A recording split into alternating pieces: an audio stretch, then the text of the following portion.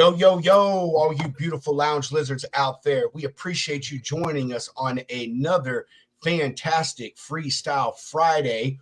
We've got quite the lineup today. We got the Double Bounty Broker, Matt Leffler, the Armchair Attorney, and Nick Badass Klingensmith. We're just going to hang, tip a few back, and see where the conversation leads us.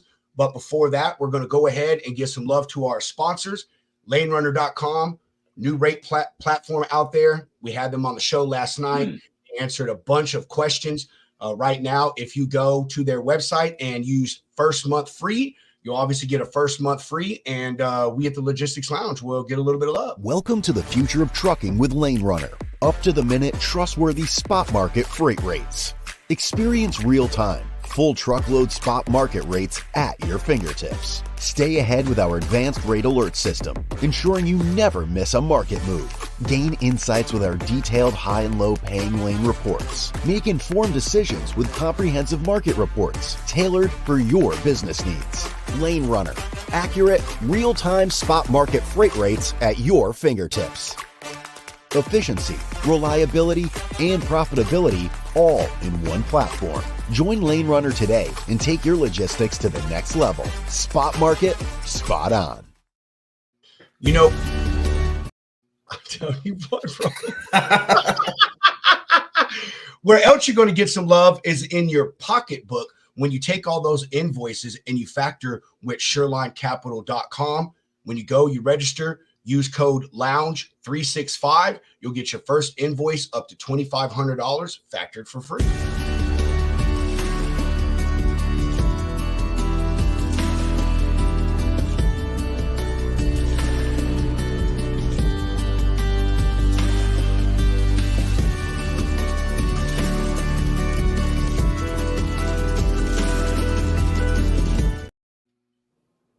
All right.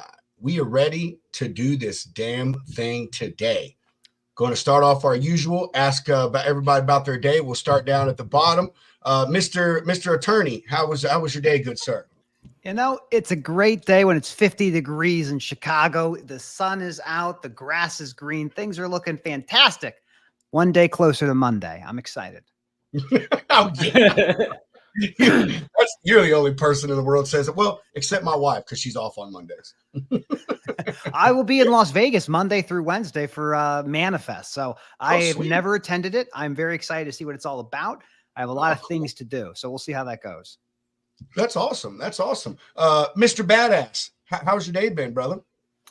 Hold on, watch this. Well, it was a beautiful 50 degrees down here in Florida, so the birds were out, the grass was green, and we were loving life here. So yeah, the day was good. We actually were on a couple different podcasts today, including this last minute invite, and I am looking forward to the weekend though. Even though every day is sort of a work life day for me, Saturdays are still my favorite. Hell yeah, me too. Me too. I'm with you on that, bro. I am. Double Broker, Bounty Hunter, man, out there kicking ass and taking MCs. How's your week been, John? It's not been too bad. Got about 2,700 in additional revenue for some clients of mine, busting 4 different double brokers. So starting my year off with a bang. Wasn't as good as last year, though. My last year's total was 322, recovering over 90,000 in additional revenue. So not as good starting off, but hey, you can't win them all. But here in sunny Pensacola, Florida, we're enjoying the 70s today. So yes, the grass is green, the weeds are growing. And the bay is looking rather calm from my house, so going to be looking forward to hopefully a very early spring. That's awesome, brother. Well, I'll continue with the weather since we're giving a national weather first time here in the lounge. Here in Central Texas, it has been a dreary day, rain off and on. Forecast looks to be cleared up tomorrow with sunny skies. And it's Jim Cantori a run for his money. Yeah, dude. Hey, before we move on, my favorite my favorite weather guy, and if y'all don't follow this guy, you have to. Dang it, his name escapes me. I'll find out and send it to you. But he's a weatherman down in Houston, and people send him music, like songs, and he implements those lyrics into his weather report, dude. And dude's so sick. He's done like Rage Against the Machine. He's done Eminem. Like it's every day he does it. It's freaking hilarious. Hunter, how was your day, bro? Cephas? It's a fine, mostly cloudy 38 degrees here in Nashville, Tennessee. Trees are nice and shaded up. The ducks are quacking. The water's flowing. So no complaints here on my side of the world. I haven't asked you in a while. How is your duck farm? It's going good, man. They're out there quacking. We got a few mallards, they're growing up right in front of my eyes, but they are year round. And for anybody watching, if you don't know, I live where my apartment is. I have a pond right behind me, and the dog park's right there. It's, just scenery, nature. But yeah, I got about 12 ducks that hang out back there. I feed them bread and granola and whatever else they like, and they come quacking around, and it's a good time. Just don't go up Tony Soprano when spring comes. Say what? I said just don't go up Tony Soprano when spring comes. Oh no, man! I was worried about that because I moved in here in September, and I was like, "Oh, it's getting cold." I'm like, man, I hope somebody got that, or I did. I don't know if I can handle that. Dude, that's how the series starts off, is with the dang ducks, bro. Yeah. The ducks. That was cool, man. I got that 100%. All right. Y'all see everybody we got on. Chris, dude, how does that go again, Hunter? He's talking about the quacking. All right. Hunter, I think you're going to pretty much take the lead for the next one, man, aren't you? Yep, we switched it up. So in finer news outside of Ryder, Mr. Punxsutawney Phil, the American icon, the fluffy fighter of bad weather, has predicted an early spring this year, folks. So if you haven't been up to good Punxsutawney, Pennsylvania, go up there and say hello. Give them a good thank you. But outside of that, in breaking news today, Ryder has officially acquired Cardinal Logistics. Sure, everybody knows who Ryder is, leading transportation and logistics company. They announced today that they will be buying out Cardinal Logistics, a contract carriage and last mile delivery provider. Ryder had paid $475 million in cash for Cardinal, which generated about $600 million in revenue and $65 million in 2023. Some of the benefits to this, the expansion or the acquisition will expand Ryder's dedicated transportation solutions, e-commerce fulfillments, and increase their customer base and geographic footprint. Their plans from here on out is to integrate Cardinal's operations, technology, and management team into its dedicated solutions and business unit, which will be led by Steve Sensing, president of Global Supply Chain Solutions. And for the outlook here, Ryder expects the acquisition to be accretive to its earnings in 2024 and beyond, as the demand for dedicated and last mile services continues to grow in post-pandemic economy. So, Mr. Leffler, I'm sure you have a plethora of knowledge on this. This is fascinating. You got to think about Ryder as one of these juggernauts in our industry, and they are the frenemy of every large motor carrier. They provide resources when it comes to trucks and trailers. They provide warehousing. We saw Penske a couple of years ago buy Black Horse, right? So like this idea of these companies coming in and grabbing these dedicated providers, because at the end of the day, if you want to win dedicated, you have to have assets. And instead of just going out there and buying a bunch of trucks, buy a company. Right now, everybody is struggling. The numbers are not looking great for most of the big motor carriers out there. So this is a time to get really good deals. And there's no doubt in my mind, we're going to continue to watch more and more consolidation in this space. I love the move. It makes a ton of sense for Ryder. It's interesting to see how it all unfolds, but we're going to see more things like this. But man, Ryder it's a juggernaut. They do all the things. Yeah, they're getting huge. You said they acquired 15 operations across Florida, Georgia, Illinois, North Carolina, Ohio, Pennsylvania, Texas, Utah, and California. So they're stretching themselves out, but they got the bulk. You get your trucks, you get some trailers, you get some drivers, you get some mechanics, presumably, you get some dedicated lanes. It's a great opportunity for someone like Ryder, and we'll probably see Penske do something similar. I mean, there're going to be a lot of activity over the next couple months. Absolutely. Absolutely. I was going to go to work for Cardinal as a driver one time, man. They I heard a lot of good things about them for being a driver, dude, and they pay really freaking good too, man.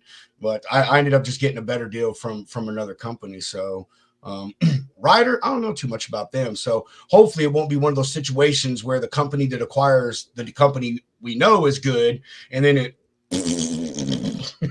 Ryder prints money. I mean, T-Force. Ryder's a manufacturer of used equipment. They buy new stuff. They're one of the largest buyers of Class 8 trucks and Class 7, Class 6, Class 5, everything down the line. They are absolutely massive. And they came, just like Penske, that both those organizations came out of National Lease, which was a long time ago. But it's wild to watch this. I mean, you think about like Penske and Ryder, you think about those two businesses.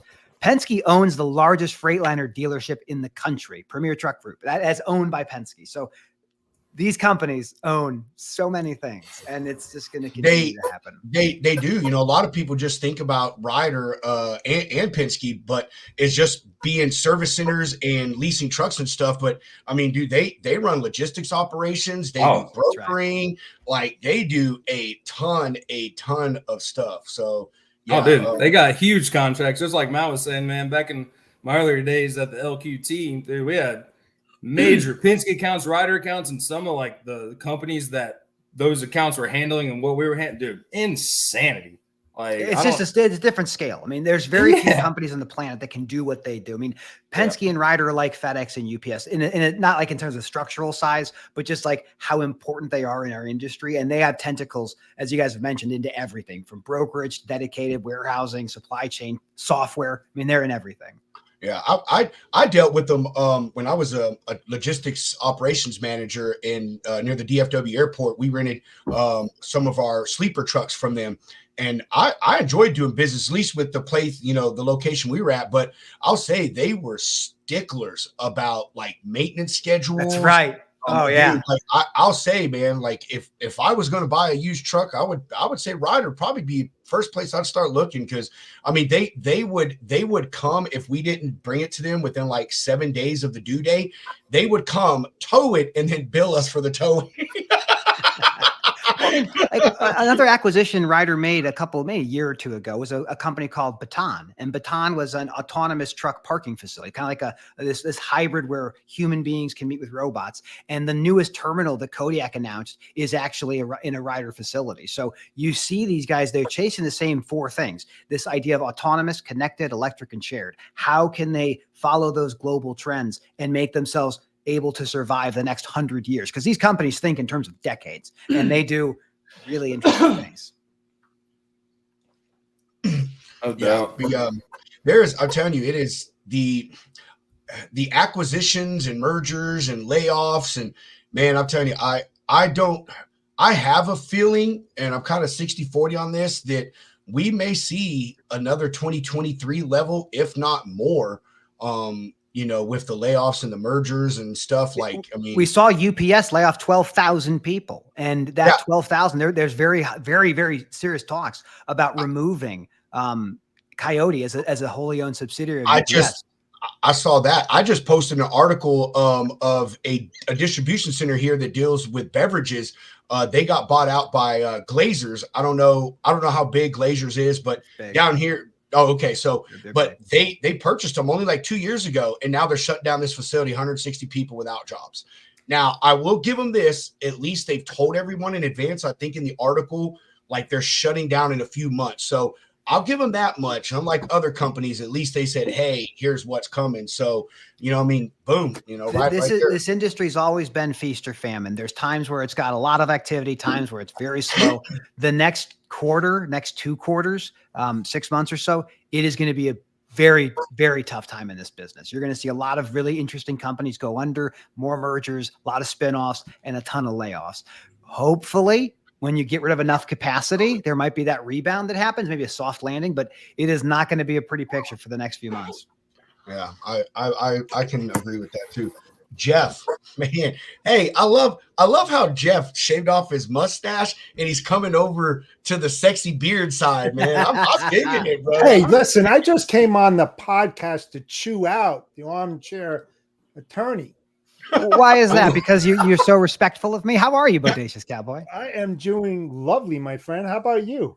I'm living La Vida Loca. That's the only way I can. That's what the kids tell me to say. I want to be hip. I'm 39 now. I turned 39 on Monday, so I have to be hip with the kids. Yeah, I'll give you a few years, man. We'll talk when you get to be my age. I have 4 children. I have a lot to talk about.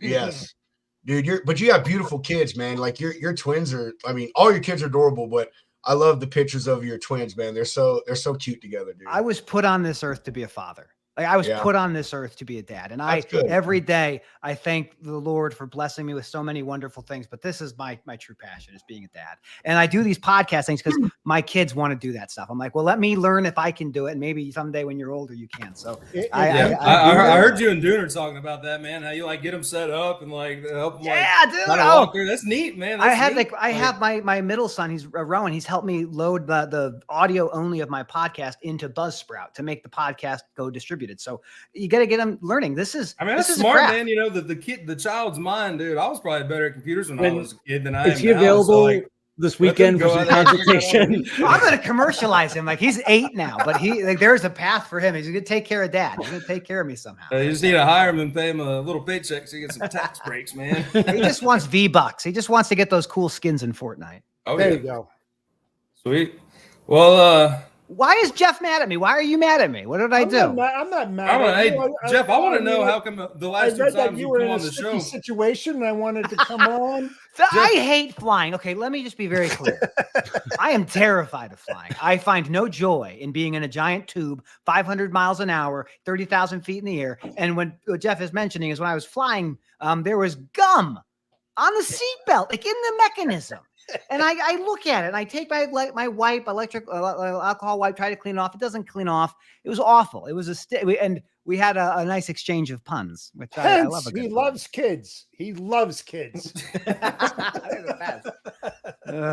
No. Sweet.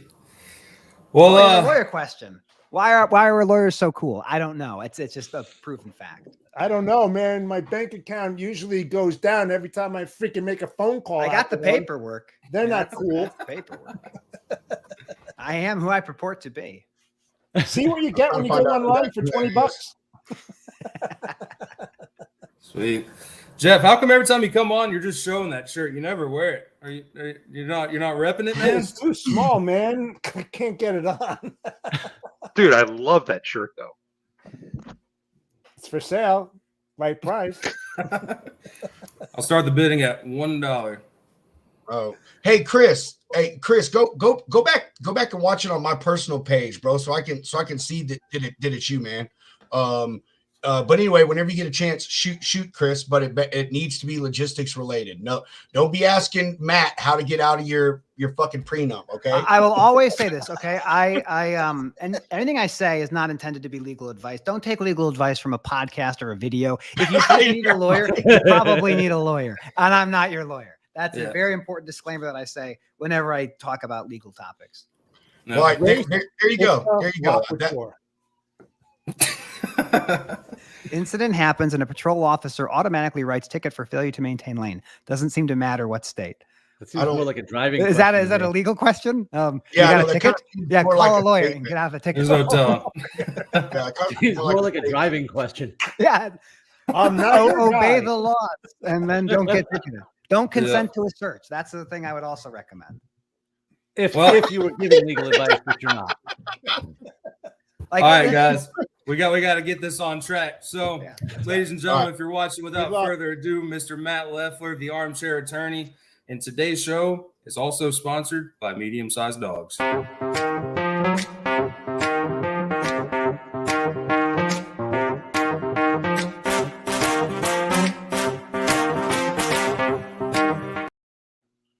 That's spectacular. That was medium-sized dogs. Ask for them by name.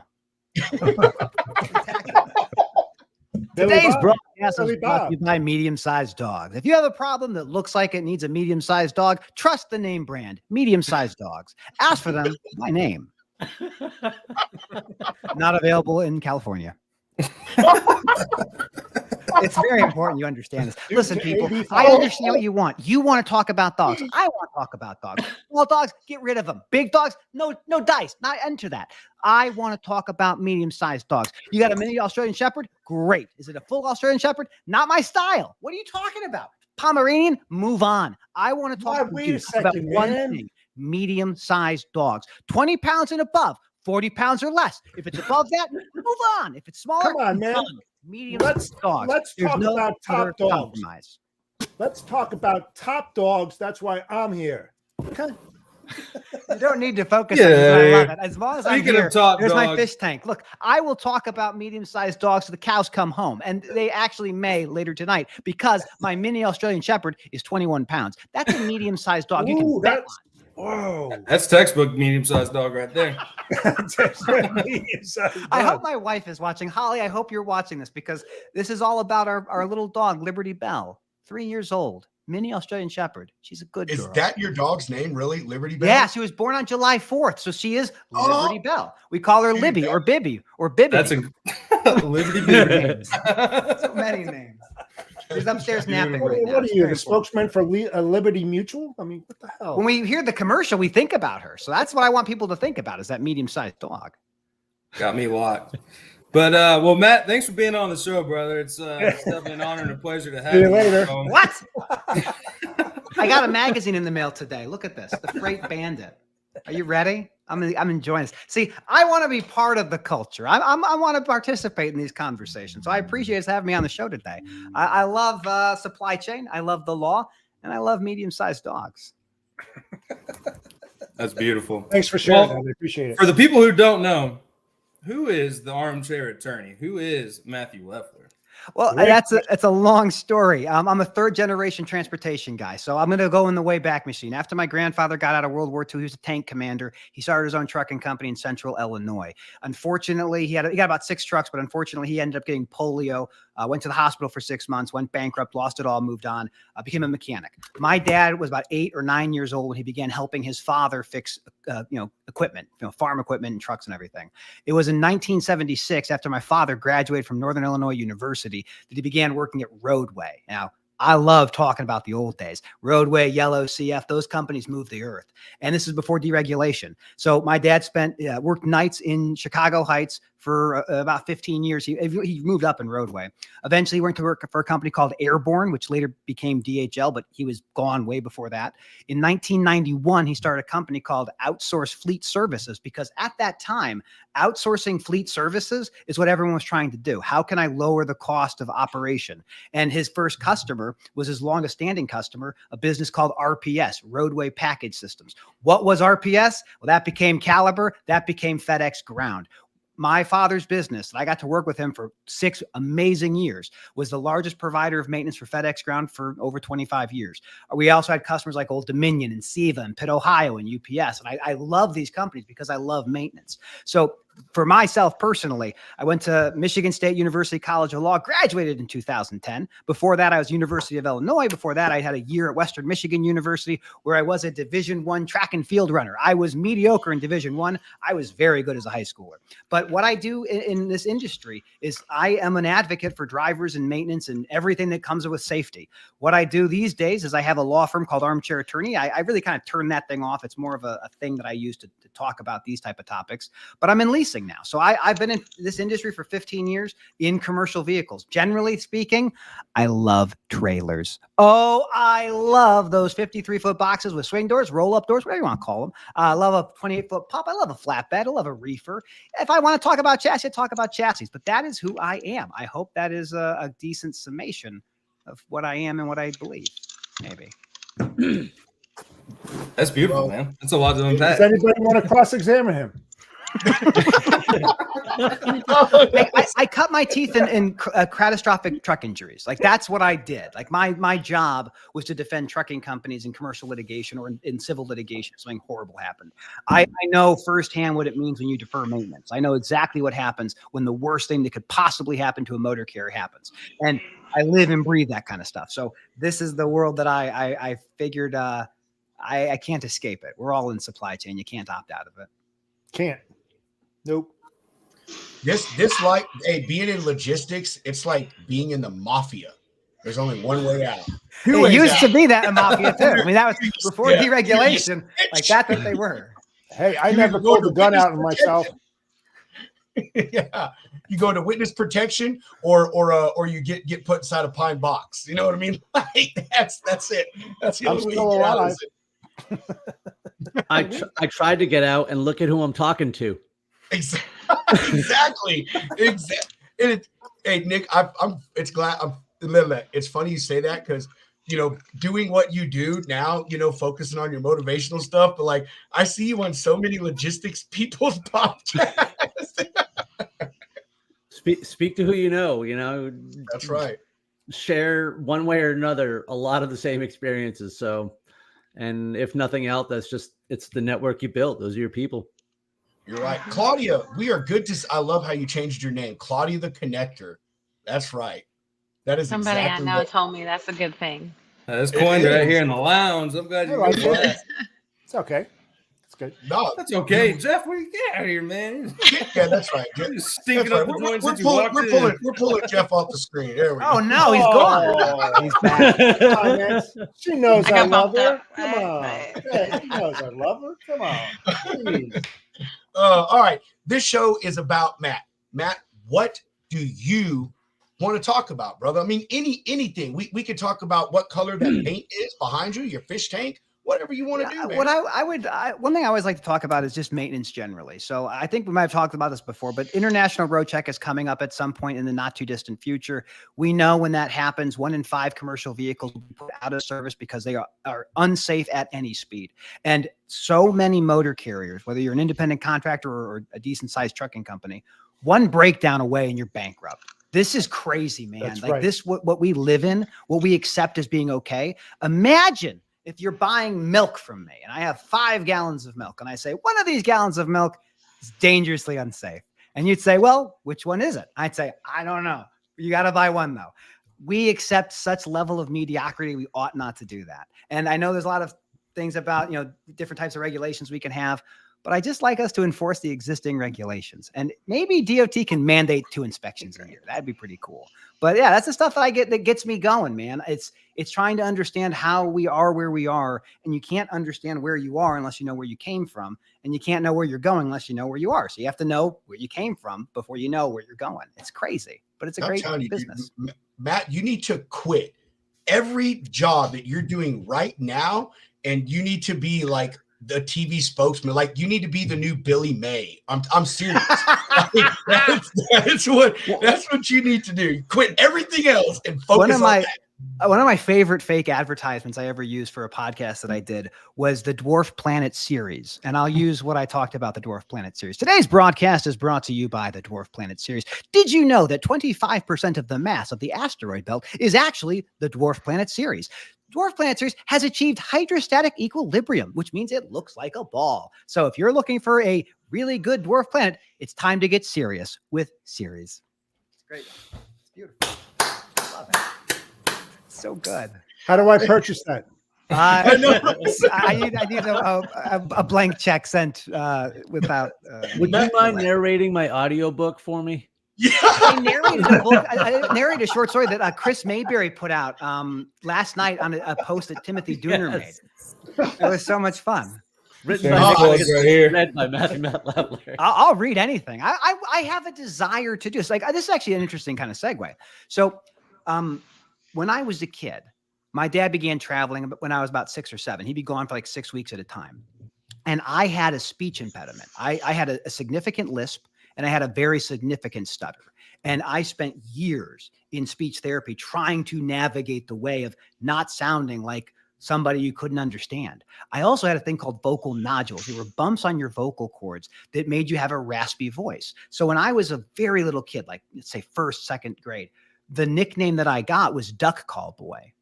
And it sticks with me to this day. I was so angry as a kid because my dad was gone and I was by myself, picked on mercilessly. And it took a lot of time to kind of wrestle through that experience. And I love to talk about like how I sound now, because it is hard to overcome a speech impediment. It is so hard to be different. And the message that I try to give as many people as I can is you can overcome it. It doesn't define you. Like whatever these things are that you hold, they don't follow you everywhere, but they do help define who you become. And you can't control what other people do, but you certainly can control to an extent how you react to it. So I really appreciate when people say, "Oh, I love the way that you sound." And it's like, well, it took a lot of practice. You are, Matt. Like, I mean, everybody tells you, man. So you know it's true. You just, I don't know, it is. It's just something about the tone of your voice, the flow, like. I don't know, man. It's crazy. Back to the needs his own radio station.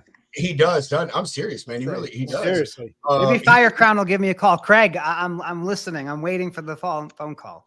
He could be an He announcer. hates doing that lawyer thing. Give me a call. Yeah. Right. I love talking about maintenance too, Matt, because and I get it from being a car guy. But that also transferred over to when I was a driver. You know, they call it preventive maintenance for a reason. And I'll use my car as an example. I have a 20-year-old Buick sitting out in my driveway that drives perfectly. I mean, dude, it's got 100,000 miles on it and it rides like a dream, but I keep the maintenance up. And drivers, a lot of carriers, they don't even do the simple pre-trip and post-trip during the day. And all of y'all who talk to carriers or know carriers, you know it's true. Like they don't, and they miss so many things. They put off so much stuff. So Matt, tell us, what do you think about a good maintenance schedule, or is preventive maintenance the most important thing to you as it is to me? Yeah, I would 100% agree. When you have tough times, the thing that you typically do first is you start delaying and deferring maintenance. That's the first hallmark of how do I stop the bleeding? And I'm going to stop doing the thing that I know I have to do. We do this in our own lives. How many of us can look in the mirror and say, I am taking care of myself. I am making sure my mental health is okay. I'm making sure my physical health is okay. My emotional health. We defer maintenance. And at the end of the day, we become weaker for it. And our assets that we have, our commercial vehicles, we know that driving a truck is one of the, let's say, top 7 most dangerous jobs in the country, And yet millions of people do it every single day. And when you stop taking pre and post trips, seriously, or your dispatchers or your partners that are in the business are not letting you have the time or letting you have the opportunity to do this, we incentivize unsafe practices. And people say, well, how can we stop nuclear verdicts? It is so fucking easy. Do your goddamn job. Just maintain your assets properly, because when you hit somebody or you have a wheel runoff, God forbid you have a wheel runoff and you kill somebody, you can't unring that bell. Maintenance is not about, did I get the oil change in time? It is about an inspection of your 80,000-pound death machine. And we have lowered the bar to be a commercial vehicle operator. In every single state, you can be 19 years old and do intrastate within the state. But to go interstate, you got to be 21. But you understand what I'm getting at. This is a profession. We don't treat it like a profession like we used to. But I am very, very serious that if you want to have a safer supply chain, we have to incentivize safe operational excellence. And if you are a motor carrier and your 20% of your vehicles are unsafe, you ought to lose your ability to operate. Like we should just pull it. And I'm a big believer in having higher insurance rates for motor carriers. $750,000 is baloney. It's too little. That's what they had since 1980. But when OIDA and the ATA both agree that we shouldn't have higher rates, we're not going to get higher rates. So again, like I'm passionate about this because I've been on the other side. Like the worst day for a motor carrier was my everyday. Like I have a 17-year-old girl who gets sideswiped by a truck who didn't use their signal. She hits a telephone pole and breaks her pelvis. Like, what do? How much is that bill? $800,000. I go to the driver. Hey, buddy, we're going to cover the full amount of $750,000 you bought, but that $50,000 is coming out of your pocket. Oh, I thought I had insurance. Yeah, you did. It's gone. Now it's your house and your car and your savings. Like, it's bonkers. It's bonkers. You So you know who I wanted to bring in this? Claudia. I know. I mean, you deal with carriers. You work for a carrier, so I mean, like, I know the department you're in, but do you have any experience with this? Like how y'all are with the maintenance stuff? Right. So we don't have, can everybody hear me? Using my headset. Okay. All right, cool. So we don't have, I mean, I haven't experienced like a verdict like that. Thank heaven that I haven't.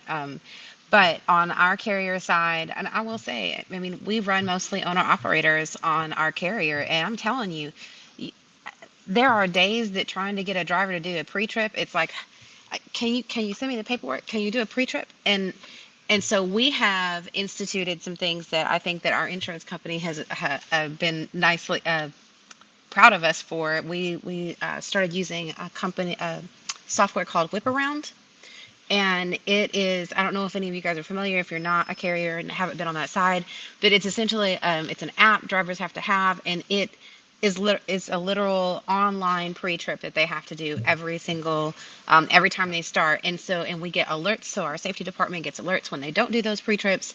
And you know what, those come in handy for claims just in general, right? Like, I think that people and drivers and other folks have this idea that having camera ELDs, event recorders, cameras, and all of this is like trying to punish drivers, because let's face it, like, we all know that carriers often get shafted in things, right? Like, I'm not the one to say that like they are, that they're getting away with all the things. They're not. They oftentimes get held to stuff that's not their fault. And I understand that. I've seen it on both sides. I've been held as a carrier, and I've been like, well, I mean, if you had had the right piece of paper signed, you wouldn't be being held to this. But unfortunately, because you didn't go through that process, now this is where we're sitting.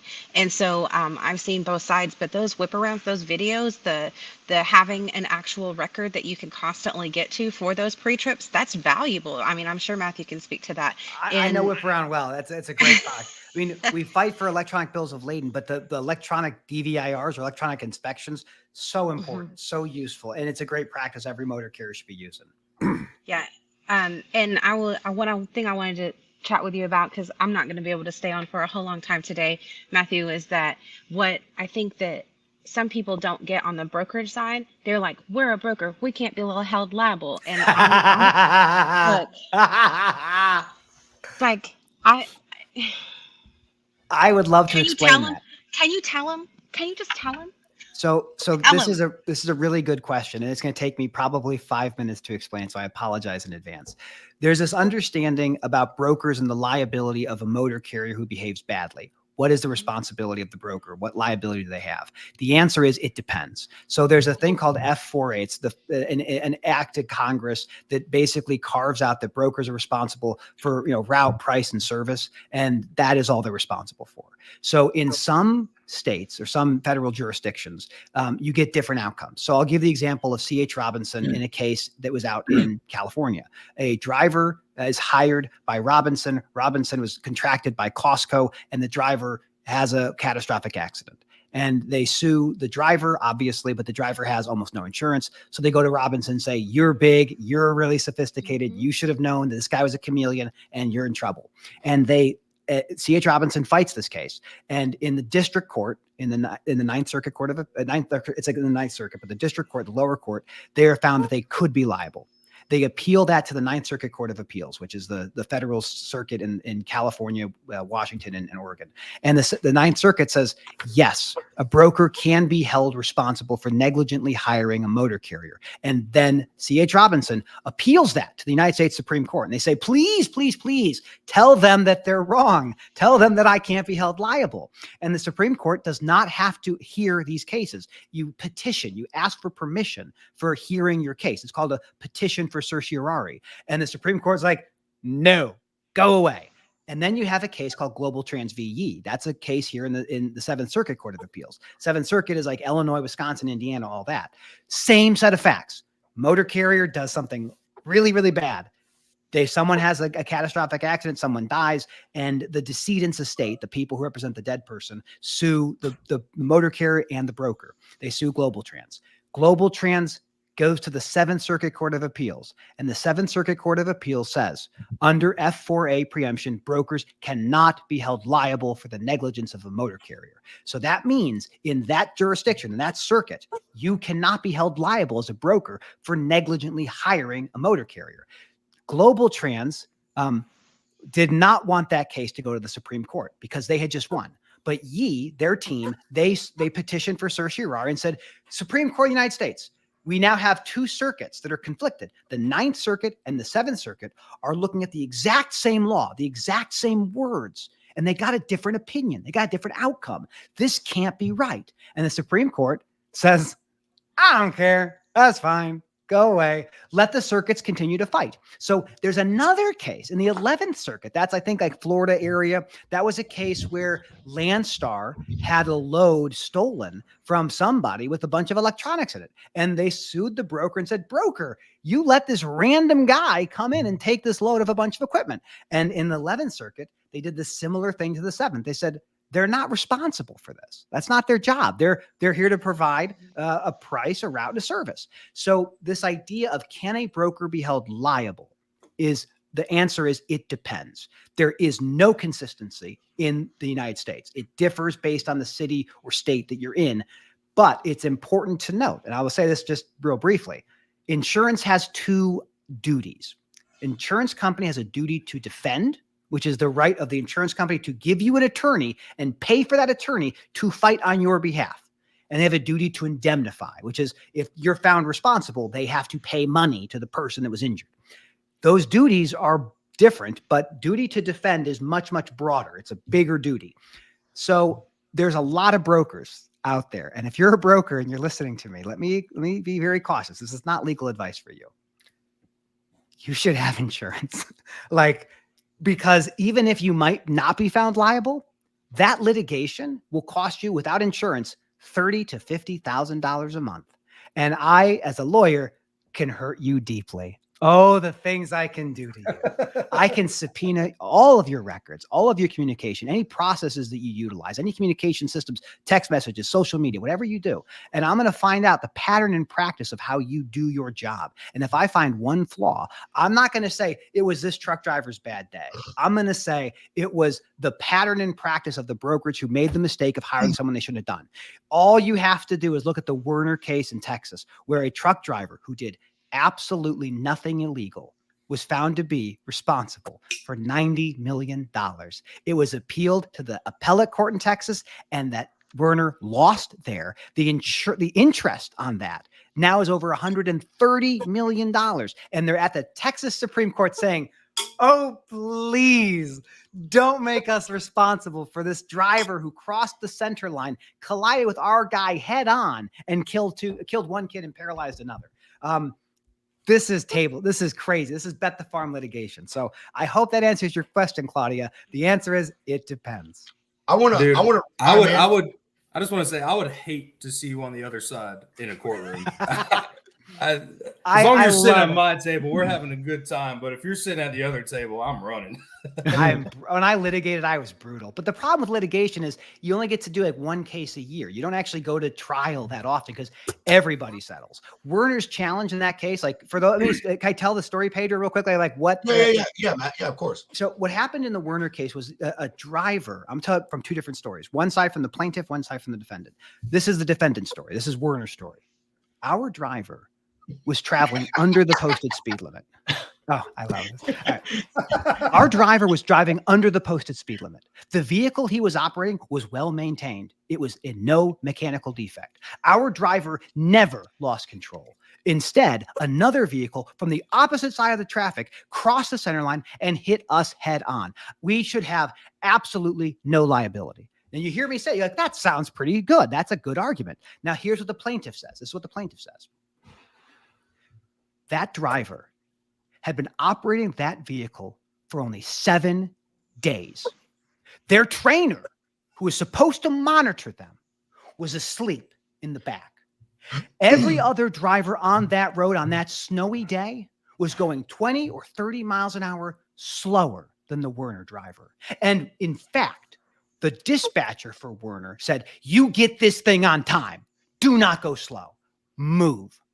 And if our people who were driving that truck, who lost control, that pickup truck or that little SUV that lost control and crossed the center line, if Werner had been going 5 or 10 miles an hour slower, that child may not be dead today.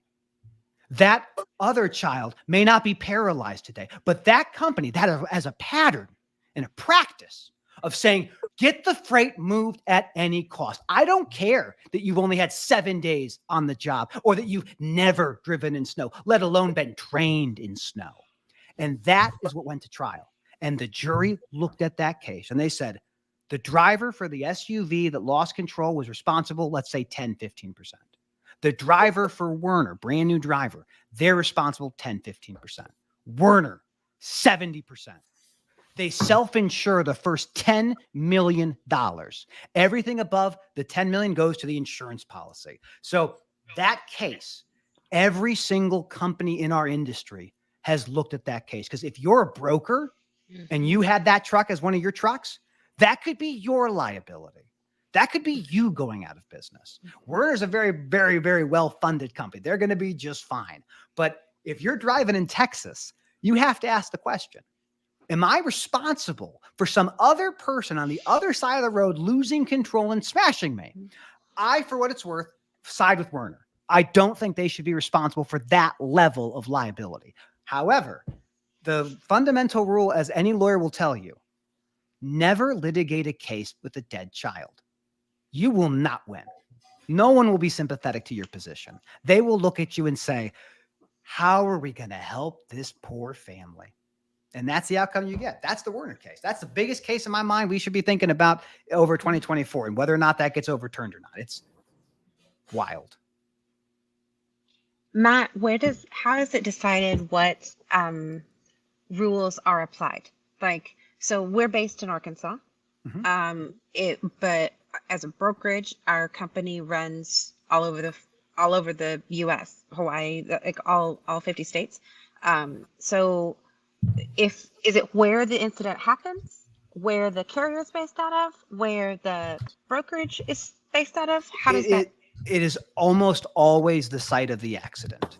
That is where the law for those things happen. Now, sometimes things change if it's a contractual dispute, but if it's an injury or personal injury, it is always going to be in that state where it takes place, which is why brokerages really need to have insurance, because you have no idea what laws you're getting into. And when you get hit, it is very, very painful.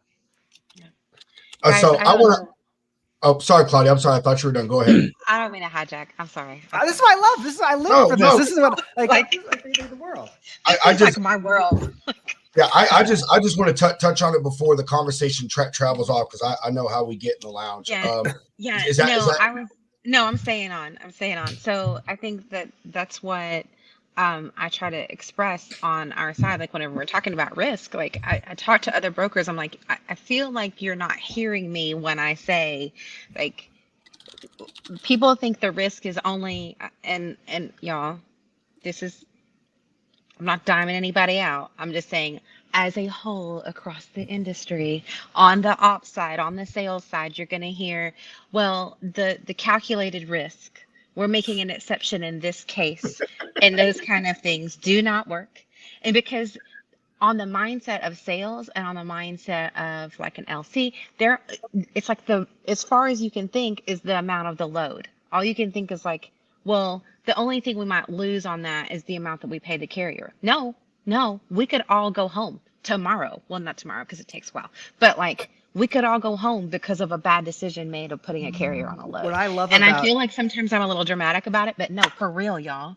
This is what I like about what you've brought up, Clyde, because earlier in this conversation, we were talking about Ryder and the way they maintain their equipment. Like big motor carriers know what the stakes are. They've known for a very, very long time. And we have, over the course of the last 40 or so, let's say 44 years, we've done a very good job of pulling out cost.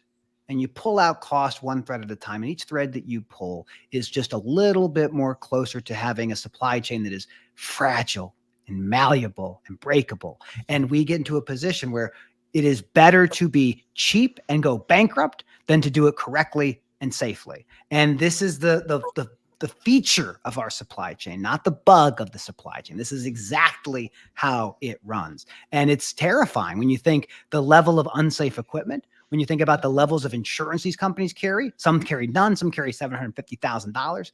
It's interesting. It's very interesting. I know that you guys aren't necessarily on this side of it, guys, but like on our brokerage is so small that I see a lot of stuff that normally like my position wouldn't. And I've had new customers, potential customers from my account managers come to me and say, we want 10 million in general liability. Like, I'm going to tell y'all, there are not very many brokerages who carry that. And it would have doubled my insurance cost for the entire year to carry that. And we already carry we carry a lot more than most brokerages do carry. But I tend to believe that 5 million is probably the amount that we should have. Now, not 5 million as a general policy, but like $1 million as a base policy and maybe 4 million as an umbrella, just understanding the cost of medical care.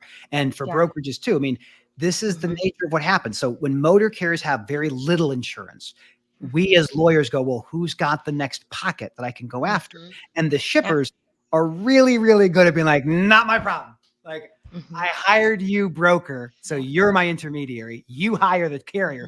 Don't bother me. You leave me alone. And this idea of we can pass the buck to someone else, it becomes the American taxpayer who has to pay those bills, whether it's through people taking Social Security or disability or whatever. But it's a necessary thing to have the adequate insurance to cover the risk you put out into the world. Yeah. All right. I want to chime in, and I'm going to touch on each point that Matt said. So, as far as holding a broker liable, in the situation where the motor carrier has piece of shit equipment and they drive off the road and kill someone, I don't think I should be held liable because I'm not out there. I can't see that truck. I can ask you every question under the fucking sun about how your equipment is. Even if you send me DVIRs, I was a driver for a long time. John, you were a driver. We know, dude, it doesn't matter. All you can do is hit good on your ELD, and that's all that matters. That doesn't mean that they got their butt out of that seat and did a freaking thing to check that truck out. That case, I don't think a broker should be because, like I said, we're going based off of data. Hey, they've got inspections. Hey, the MC's good. Hey, this checks out, that checks out, so forth, so on. On the theft thing, I can see why brokers could be held liable. And it goes to the last thing that you just said about us being the intermediary. Every shipper out there, if you, as a broker, if you want to do any business at all, you have to have insurance. The shipper doesn't give a shit about the carrier's insurance. They care about your insurance because if something happens, the shipper's going to come after you for your insurance. But so in the case of theft, I could see how a broker could be held liable because, you know, if the carrier only has, you know, $100,000 cargo and they were carrying a truckload of 85-inch QLED Samsung TVs that retail right now for around $3,000, we obviously know, you know, there's going to be some money left over. That I could see. Now I'm going to touch on the thing with Warner. That's complete bullshit. I'm going to tell you, and I'm sorry, I know a child was hurt, and I know your attorney, but that guy and that attorney, they're fucking pieces of shit. That driver, and I'll say this, Warner's trucks are governed at like 65. So unless that guy was an owner-operator, which last I knew. No, he was a company driver. It was snowing. He wasn't driving near that fast either. No, he was going like 50-something. Exactly. So again, he's below the speed limit, whether or not he's below the speed limit. Who is to say, DOT officer, anybody, how can you tell me what a safe speed is in any weather? That's not for you to judge. That's for me as the professional driver to judge. Although he had 7 days, I get that. The trainer was in the bunk. The driver did nothing wrong. You crossed the median. You hit me. If I was that driver, I'd be countersuing that son of a bitch. I'm sorry to say, I have experienced something like that. I won't go into it, but I'm going to tell you, I think that is completely wrong that they're doing that to that driver. And we all know that driver's career is ruined. It will be hard pressed for him to find a job and find a way to make a living because of that one incident. And I'm sorry to say, do you think Warner is going to back him? Hell no, they're not. They probably done fired that guy, and he's in the unemployment line right now. Yeah, what I'll mention about this, I totally agree with you. I mean, honestly, like the driver did what he thought was right and reasonable at the time, and there's a lot of other stuff that happened, but the thing that you got to remind yourself of in terms of litigation, civil litigation, it's not like criminal. So criminal is proof beyond a reasonable doubt. Like that's a very high standard. In the world that in the civil litigation world, it is what they call preponderance of the evidence. And what that really means is like more likely than not, like 51% versus 49%. It's a flip of a coin, honestly. And when you are someone like a big publicly traded company, and you are going to have this thing that you have to understand, like what the lawyers are going to do is they're going to do everything they possibly can to say, this is not a driver having a bad day. This is a pattern of and practice of a hiring entity that is doing something that creates the disconnect where risk happens. If we can say, you're telling me to go fast, you're telling me not to go slow, you don't give me training, you start building the case. And again, I totally agree with you. I don't think that Werner should have been found liable for that thing, but this is the world we live in. And there will always be people that are distracted and someone's going to sue. That's why you have to have that insurance. It's crazy. I hope the Supreme Court flips on it, but we'll see. You know who should be held liable? You know who should be liable? That piece of shit fleet manager. That's fucking who. Well, see, that's what they did. So like they said, it is not the driver. It is the company organization, the agents who gave them this idea. So you're right. The driver for Werner was not the main cause in terms of how the jury found it. The jury said you were a tiny piece of this puzzle. It was the company who had this idea. And so that's why like, when you're talking about risk and PM compliance, like how often do you hit your PMs when you said you're going to do them? They look at how you conduct your business. And if we see you weak in some aspect, and we'll find out if you're weak in some aspect, we will take that and we will show it in front of the jury and we will persuade them. We are paid to persuade. And it's something that I enjoy very much. The crappy thing about it is, man, and you know why people go after carriers because, and man, I want you to know, Matt, that I have absolute love and respect for you. So what I'm about to say, please do not take. I do, man. Like I do. I appreciate it. That's a good. I really do, man. So don't take this personally because it's obviously you don't do this, so it's not directed towards you. The problem with this is what I've said so many times. Carriers are easy targets for everybody. You drive up and down any highway in the city, and there's Jimbo. Oh, you got hit by a truck. Did they just scratch your bumper? I'll sue the shit out of them for $5 million. You know what I mean? That's the thing is carriers are a target because it's so hard for them to defend themselves, and it's so easy to put blame on them. And I'll use the example for Warner. That dispatcher or fleet manager sent that message, that right there, boom. You know what I mean? That one message is what did the whole thing. It doesn't matter how well maintained the truck was. If that driver could have been a 15-year veteran, that one message is what makes all the difference because it shows. Yeah, go ahead, Jeff, of course. I think it's really the responsibility of the driver. I mean, if you say to somebody, jump off the Brooklyn Bridge, don't worry about it, you're going to land, everything's going to be safe. What are you going to do? I mean, if you're a professional and you know right from wrong, basically, I'll just be blunt. I would have told that dispatcher to go fuck himself. Seriously, that's exactly what I would say because he's putting myself in danger and I'm listening to him telling me how to do my job. I'm behind the wheel. You're not out there in the snow. You have no idea what I'm going through right now.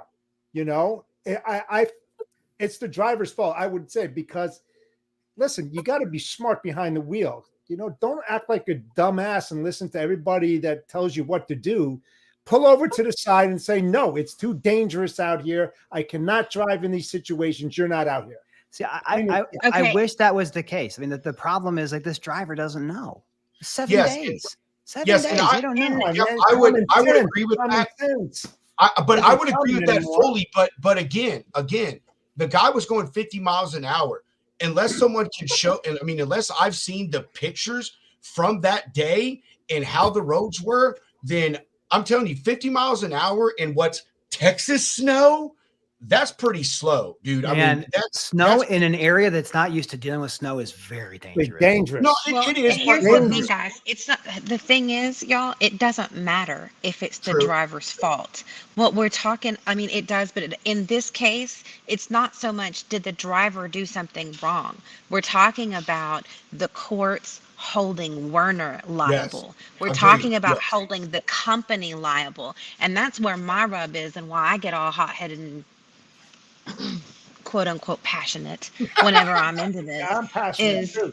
because you know, you've got somebody who's sitting behind a desk, to Jeff's point, who's not out there on the roads, who's not whatever, who's saying, oh yeah, that carrier's fine, or oh, that driver, go ahead and make that look. If you're consistently doing, like, take a carrier that, hey, I'm constantly after this driver to do their preventive maintenance. I'm constantly after this driver to do their preventive maintenance. Look, after you're constantly after them for a while and they're not doing it, you better fire their ass, because as soon as they do something wrong and hurt somebody, that whole, what did you call it, Matthew, where you go back and you look at the Pattern the and pattern. practices. Yeah. Pattern. Very good Pattern. buzzwords. That's going Very to powerful get you. buzzwords. It's going to get you. And it's going to get you on the broker side too, if you're in a place that you can be held liable. Oh yeah. Go ahead. Think that your records won't be audited and see how many shitty carriers you put on a load. How many ghost carriers, how many times, and your stuff, all of your stuff will be audited, y'all. Don't think that you can send somebody a Teams and say that's a POS carrier, but go ahead and put them on. Y'all, someone will find it. Stop doing that shit. So- Stop it. Stop it. Stop I it. got to chime in here. I Go got to for it. chime in here. You know, most of my career was on the operational side, and I hired carriers. All right, and I was in charge of a fleet, and I made sure that all the PMs were done. And here's the simple reason there: my reputation was in that truck. My company brand that I represented was in that truck. Now, do you think I would want to be tied into that, or my company, knowing that my product, and I loaded that, caused a fatality out there? Hell fucking no. There's no way in hell. So I made sure, all right, that when trailers bumped my dock, that driver came in, especially when I was negotiating and saying, you're going to do a walk around, a pre-check, and you're going to bring that in there. And my yard horse, the guy out there, he's going to make sure that trailer is operational. Part of his job is to check out all the airline brakes, canisters, brakes, anything that he can see that's abnormal, he had to write down. If I didn't like what I saw, I would have that trailer exchanged. Secondly, when PMs were done, I was the kind of guy that dug into each power unit. And I picked out the power unit and I said, I want all the details on when this turbocharger blew the last time. Oh, it was replaced. Then how come it blew again a week and a half later? Bullshit. You never did it. You never changed it out and anything. You know, I think it's the responsibility of operations, logistics manager, supply chain managers to also take responsibility for the carriers that bump their dock and do justice by inspecting them just to make sure. This is the problem though. Like you expose yourself to people don't. liability when you start trying to control them. Like Roadrunner was a good example. Roadrunner had a bunch of owner operators, and they would force the owner operators to have a maintenance escrow. They would pull money from their payment and throw into an account and say, this is for maintenance. And those drivers would say, this feels a lot like you're controlling me. And so many motor carriers like, I don't want to have that risk of misclassification. I want to just emphasize this point. Like the way it works today, how like we see it as potentially dysfunctional, but this is exactly as it was designed to be. You don't have a bunch of owner operators running airlines where you have a driver or a pilot who owns his plane and takes care of it and moves passengers, because that liability is too terrifying to contemplate. But on trucking, we have done this really interesting dance where we say that truckers are heroes. We say that they're essential. And then we find ways to make their lives as hard as possible. Yes. And I go back to the days of deregulation. I'm not of going back like, oh, let me go back to 1980. I'd love to have that cool hair. But what I would say I is still that have it. the world that we lived in, Yeah. 60% of drivers were unionized.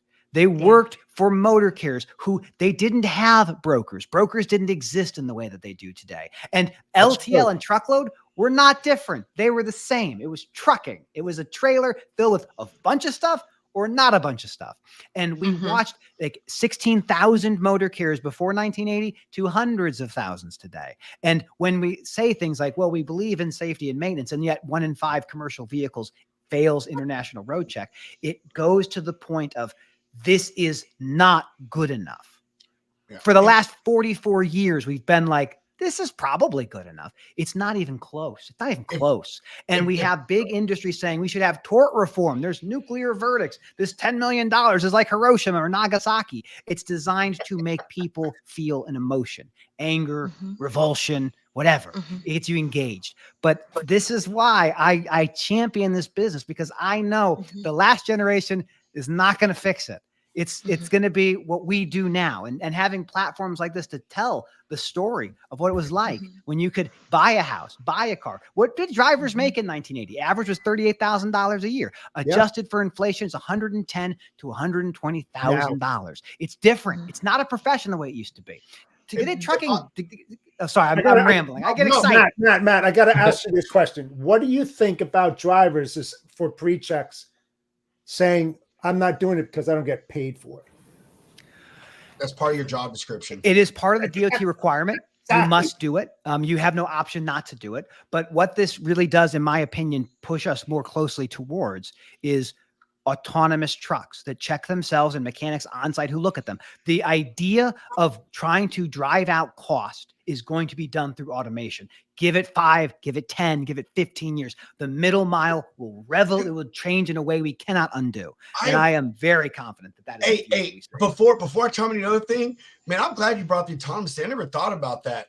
Like, although there's drivers in it now, if it ever goes on fully autonomous, who's doing pre-check? Let me blow your mind. Oh, I love this. Who's doing who's getting out and crawling under the trailer? I want to know that. Like, right. Let me get my conspiracy. All right, listen here. All right. I'm going to talk about some legal stuff. So California had a bill that was proposed backed by the Teamsters, backed by OIDA, that was going to require a human being in every single truck.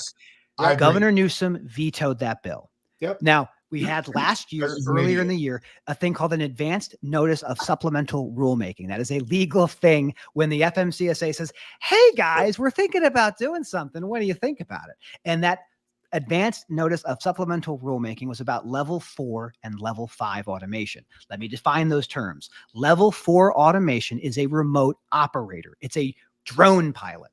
Someone who's controlling the vehicle, not in the vehicle. The other one, level 5, is a remote assistant. That is someone who cannot take control of the asset, but they are assisting. They're helping someone communicate information to the shipper or whatever. So the fundamental thing about autonomous trucks is that we have been building these things around the drivers to control you and monitor you.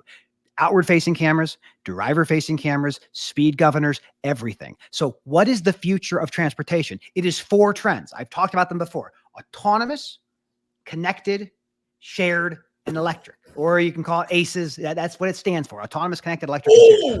Coin term on the lounge. That term has been coined for a long time. That's Matt's term, man. We can't get them all. No, so I'm saying it. Matt coined it. The greatest innovation in supply chain, besides containerization, was the classification of independent contractor. How can I get you to behave like I need you to behave as if you were an employee, but I can pay you net 30 or net 45 or net 60. I don't have to pay your health and welfare. I don't have to pay for your vacation or your time off or your meal periods.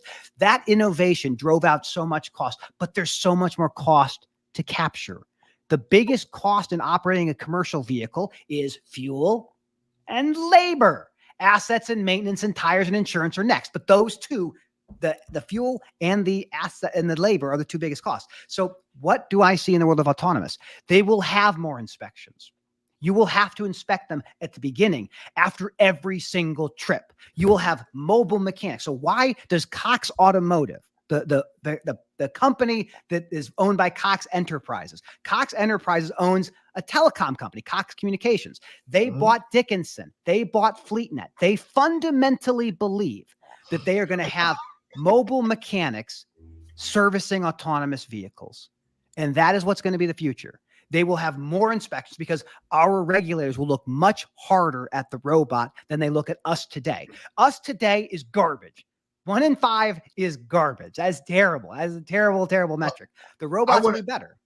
So before, hey, hold on, Jeff, because I've been wanting to say this for a second.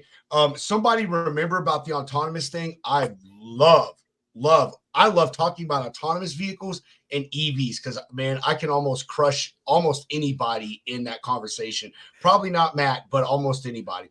All right, so on the pre-trip thing, yes. Here is someone who is a driver, man. I'll tell you.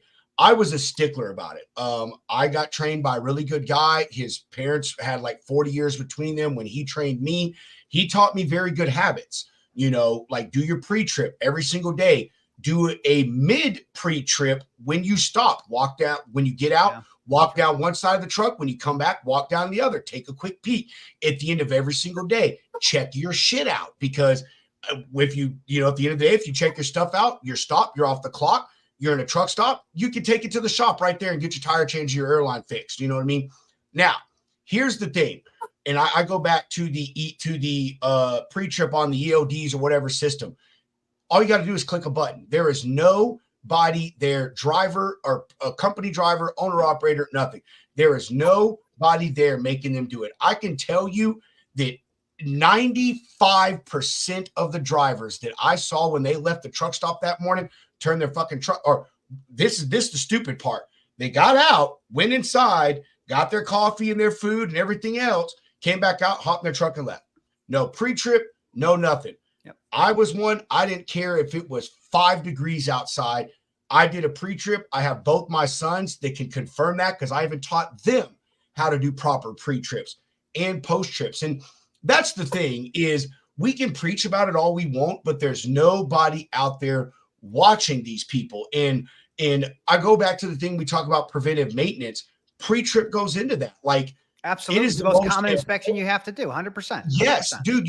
I have caught so many small little things when doing a pre-trip that it was crazy. I mean, and I was extensive on mine, man. I would turn my steers from side to side and get my flashlight, look at all my bushings, everything, pull my hood. Are there any leaks? I mean, dude, I would even tug on my airlines to make sure they weren't brittle and fell off. I mean, I was very meticulous about that, but most drivers don't. They get taught it, and then that's the end of it. You know what I mean? And here's another thing that I would say that I think that companies of all sizes, whether you're an individual owner operator or one of the mega carriers, they leave it up to the trainer or someone else to teach you how to do a pre-trip. Well, how the hell do you know the person that's training them does a pre-trip worth of shit? And let me just build off of that real quick, because like the thing that I want to remind everyone about is like in the old days, and it still is the case for many of the major LTLs and major trucking companies, there were 3 departments that mattered: operations, safety, and maintenance. Those 3 were how you trained people, how you operated, and you had people that were invested in long-term continuing education of these professional drivers. And they still exist in the big companies, but the idea of this deregulation, the explosion of independent contractors creates a thing where you are not trained. To get a CDL takes about 2 months. 2 months to operate an 80,000-pound machine. It is very, very, very big. And the training is not necessarily consistent. We saw some companies committing fraud, trying to pass people. Like, the world we live in is very different than the world we came from. And a lot of people, I think mistakenly, believe that transportation is a safe type of industry, similar to the rails or similar to the airlines. And it simply is not. It is not that way. And we as consumers will not pay for it to be that way. Because who here in this call or the people watching would say, yeah, I'd like to pay 25% more for everything that I have because I want them to come on safe equipment. Like, no one is. No one's going to do that. When Amazon came to the business, they're like, we want to deliver packages. Should we be like UPS, the unionized motor carrier who also has airlines, or FedEx, the airline has a bunch of independent contractors?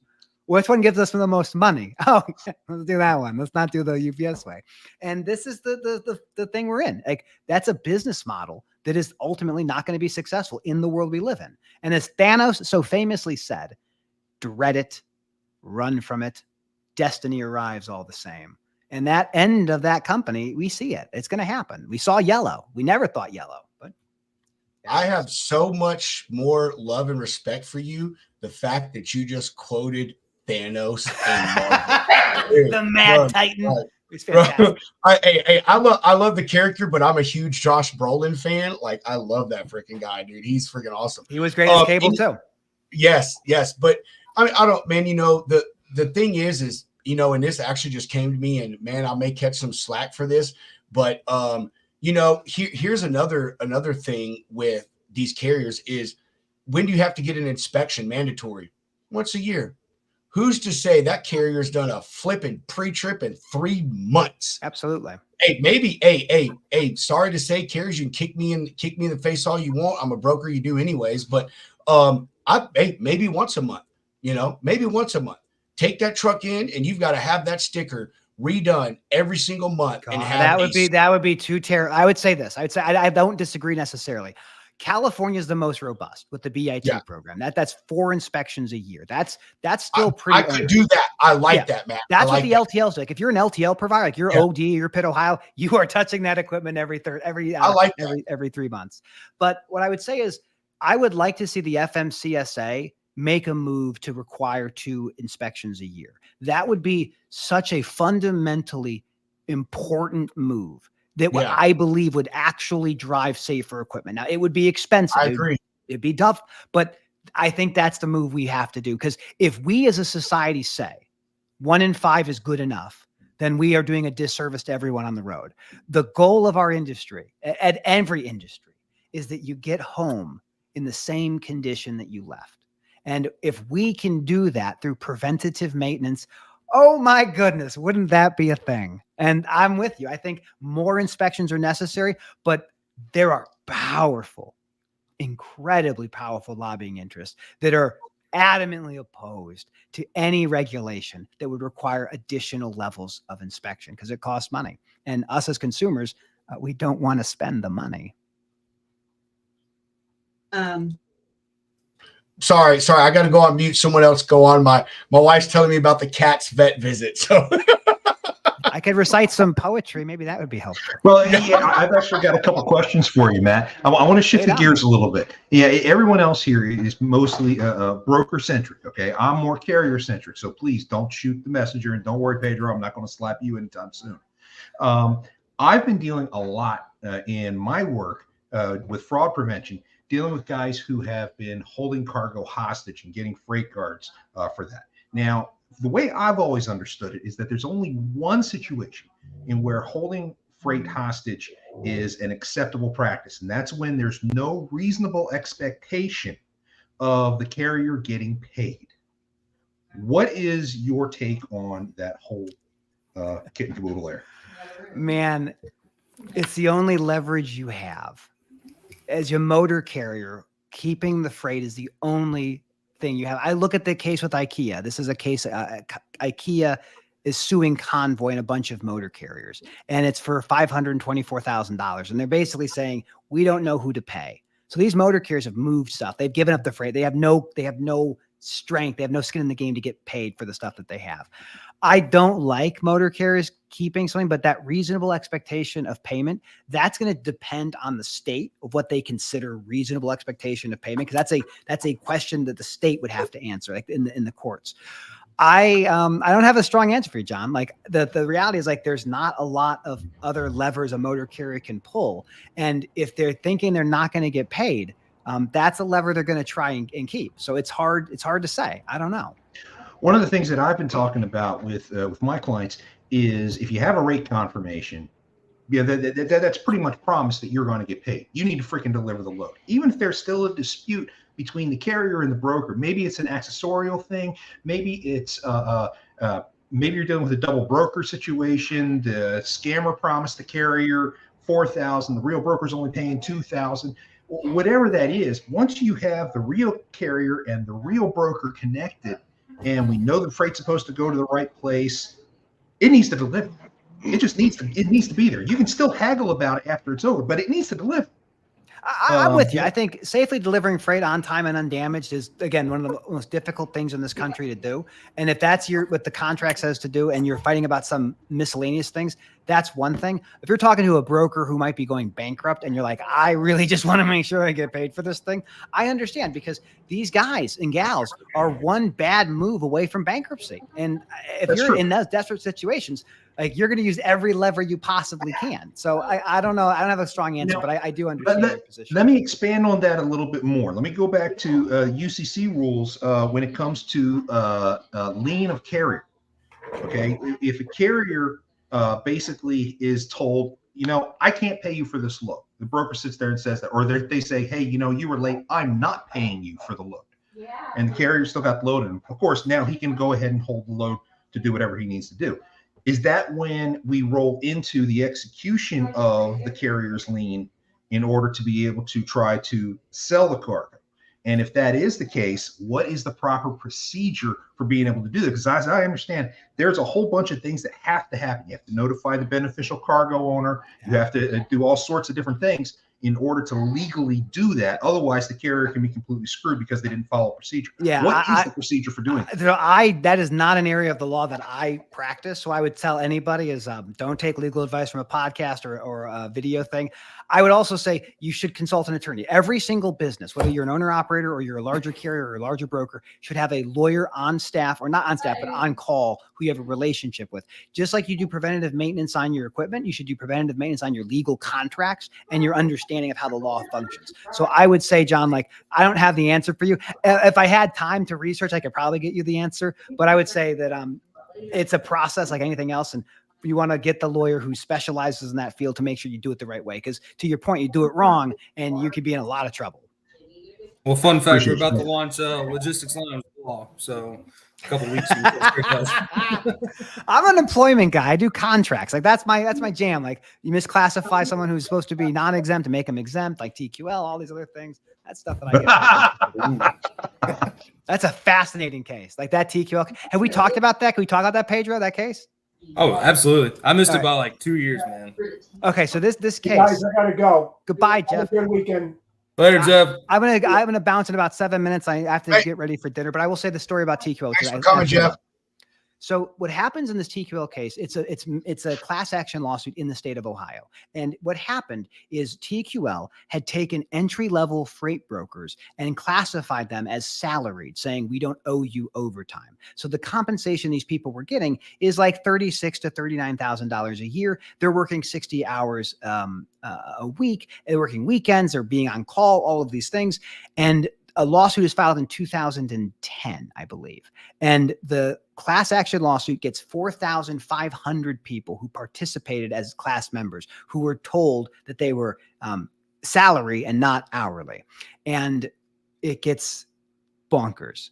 For 13 years, TQL fights this thing. And eventually they lose. They lose, and they have to classify these people as hourly, so they have to pay the back wages. The numbers are astonishing. So the Fair Labor Standard Act, you cannot buy insurance to cover this. So if you misclassify somebody, that's out of your own pocket. That's what you're going to have to pay. But this is so fascinating. The liability that TQL faces for that misclassification lawsuit is at a low end, $100 million. At a high end, $200 million. And what's even more interesting is they were assessed a thing called liquidated damages. Essentially, in court, they proved that TQL did not exercise good faith in making the classification determination. Because what did Ken Oakes depose in his deposition? What did he say actually happened? He said he made the TIA told me. The TIA told me to classify them as non-exempt. What are you talking about? Oh my gosh. How many brokerages out there, and I know there are many, have been taking people as entry-level workers, calling them now exempt when they're actually non-exempt. This is why we see so many brokers doing things offshore, Put them in Central America, put them in Eastern Europe, put them somewhere else, because in those countries, there aren't any Labor Standards Act that we have to comply with like the US. Oh, it's a fascinating case. I love that one. Being on the carrier side. Well, actually, I don't know what side you're on. Anytime you see TQL take a hit, it's a happy thing. Well, their non-competes are so awful. I mean, that's the thing I know about them is the non-competition agreements. They won't let me follow them on Twitter. Let me just be very clear. I am a very reasonable person. My name is Matthew Leffler. I'm a 39-year-old attorney, a father of 4. I have a Twitter handle called Armchair Atty, ATTY. Why? Because ATTY is the abbreviation for the word attorney. I have asked to follow TQL, and they have declined me so far. Now, I am a reasonable man. I am not a bad person. I do want to be able to communicate with you through Twitter. So please, if you're watching, I'm not a bad guy. I'd like to follow you. They're like, yo, this guy's going to screenshot every damn thing that we. Oh, it'd be so much fun. I mean, this is what I love to do. This is what I love to do, man. It's a lot of fun. Thanks for watching, Alec. Alec is the operations manager over here where I work at Synergy Freight. Thanks for watching, brother. I sure appreciate it. Dude, if you want to come on, just let us know. I'll give you a link. You can pop in for 2 minutes and just say hi. All right, gentlemen, I have to say farewell. It has been an absolute pleasure here today. And if I can just leave with a very special message to everyone watching. Oh, yeah, of course. Can you focus it on me so it's just me for a second? Put him on there, Hunter. I got you. All right, thank you. Hello, everyone. Today's episode is brought to you by Medium-Sized Dogs. Medium-Sized Dogs, the cause of and solution to all of life's problems. Medium-Sized Dogs, ask for them by name. Now available in new colors. Enjoy Medium-Sized Dogs. Matt, you are the GOAT, brother. Like, seriously, you are the absolute GOAT, man. Oh, bro. Hey, Matt, we appreciate you coming on. Hey, anytime that you see us on, anytime you want to come on, you know you are always welcome just to hang and chill. Next time, if it's possible, we want to we want to see the kiddos, man. I'm sure they're around. I'll find them one of these days. Next time, I'll bring the babies. We can do that. He said, I'll find them one of these days. Y'all hear that? He said, I don't know where they're somewhere around here. Well, gentlemen, have a great rest of your night. Have a great weekend. Thank you. Stay safe, drivers. This is a difficult industry, difficult business. Be safe. Thank you, Matt. Thanks, Matt. See you, brother. All right.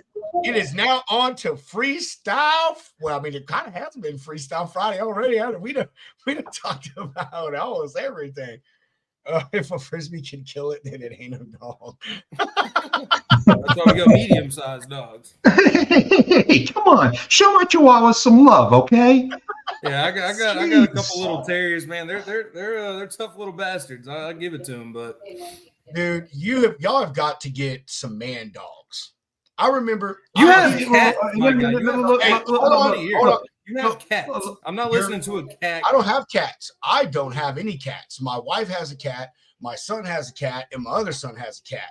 What Robert had was a 110-pound Rottweiler. I just have not been able to talk my wife into letting me get another dog because we went from a 1-animal household to a 3-animal household.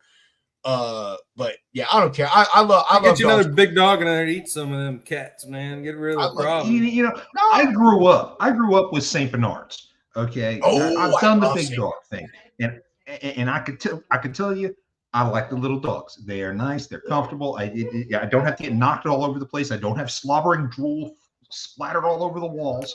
Of course, they can't carry a brandy keg at Christmas time like my Saint Bernards used to. But you know, but they are still my little bundle of joy, and yes, they are smaller than my cats. So, but that's okay, dude. I love animals. Period, man. I really do. I don't know. I grew up my whole life. We had large dogs, and I don't know. I just and me. I'll say when we got our Rottweiler, my wife wanted a small dog, but I was a driver, and I said, well, if someone kicks that door in, what is a Chihuahua gonna do to that person? And dude, even though our what's a big dog gonna do, man? I have yet to find a big dog You walk in with a even bag of treats, you probably hold get on, free hey, reign. You're the best friend. even though our Rottweiler, she was an absolute sweetheart. My wife trained her not to bark when someone knocks at the door. She would just follow my wife to the door, and my wife would hold her collar. And here's the funny part. When you open the door, all she wanted to do was go to you so you could touch her and love her. But all they saw was my wife holding this Rottweiler and her trying to get out to love you. Dude, we had a FedEx guy drop rang our doorbell, and my wife just happened to be right by the door. She opened the door with our Rottweiler. This dude saw that dog. I swear to God, he did not touch the grass when he went back to his truck. You don't go to that Peterson's house. They got a monster inside. Nah, man, I like all dogs, dude. I've been a big corgi guy. I've had corgis all my life, but I rescued my two little shits. They're fun. But yeah, big dogs are cool. But I'm on John's side. You know, the world's largest lap dogs are 100 pounds plus. So that's fun. That's very true, man. But cats have no trust in man. We live in their world. I will agree with you on that. I mean, dude, I'll say I have never ever had cats in my life. And it's because dogs, their entire world is like pleasing you. You know what I mean? Their master, like their whole world revolves around you. And cats, you're right, they just do whatever. But I will say, dude, I love our cats, man. Like, I'm just an animal guy, and dude, I would allegedly do something not so nice to someone. JB, I appreciate you giving me that little bit of advice there. Remember, JB was the one that said, "No, Pedro, allegedly." You got to, man. You got to cover your bases. JB, how you doing, brother? What part of the country are you in today? Oh, JB, your voice is not coming through, brother, man. Yeah, I think you're muted, brother. He's not muted. I don't know if his. I just want to give JB props for practicing safe driving out here. He does, dude. Hey, he may be on, bro, but if you watch him, man, he's always watching the road. You know what I mean? Yeah. Like he's just able to talk without taking his eyes off everything. So, and you know what? Here's the way I see it, dude. Doing like that is no different than just talking on the phone. Period. You know what I mean? Like, I mean, seriously, as long as you're listening. Oh yeah, man, he's hands free. Acting yourself. So, John, dude, what's up with you, bro? What's new in the broker bounty hunter world? Well, frankly, like I said, I got busted a few double brokers earlier this week. That was always cool.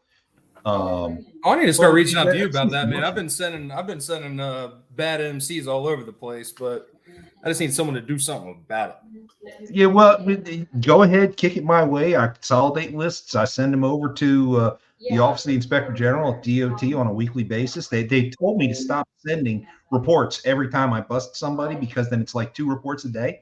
So they just said, just consolidate it on an Excel spreadsheet and send it to us once a week, please. So, whatever works. That's why you need to be on LinkedIn more often, dude. Like the lady that was on Claudia, Hunter, Claudia, Tim Bannon, and I, dude, we have a group chat, but Hunter is always, man, we're always sharing like information about double brokers and messed up MCs. I shared one today. Hunter shared one a few days ago.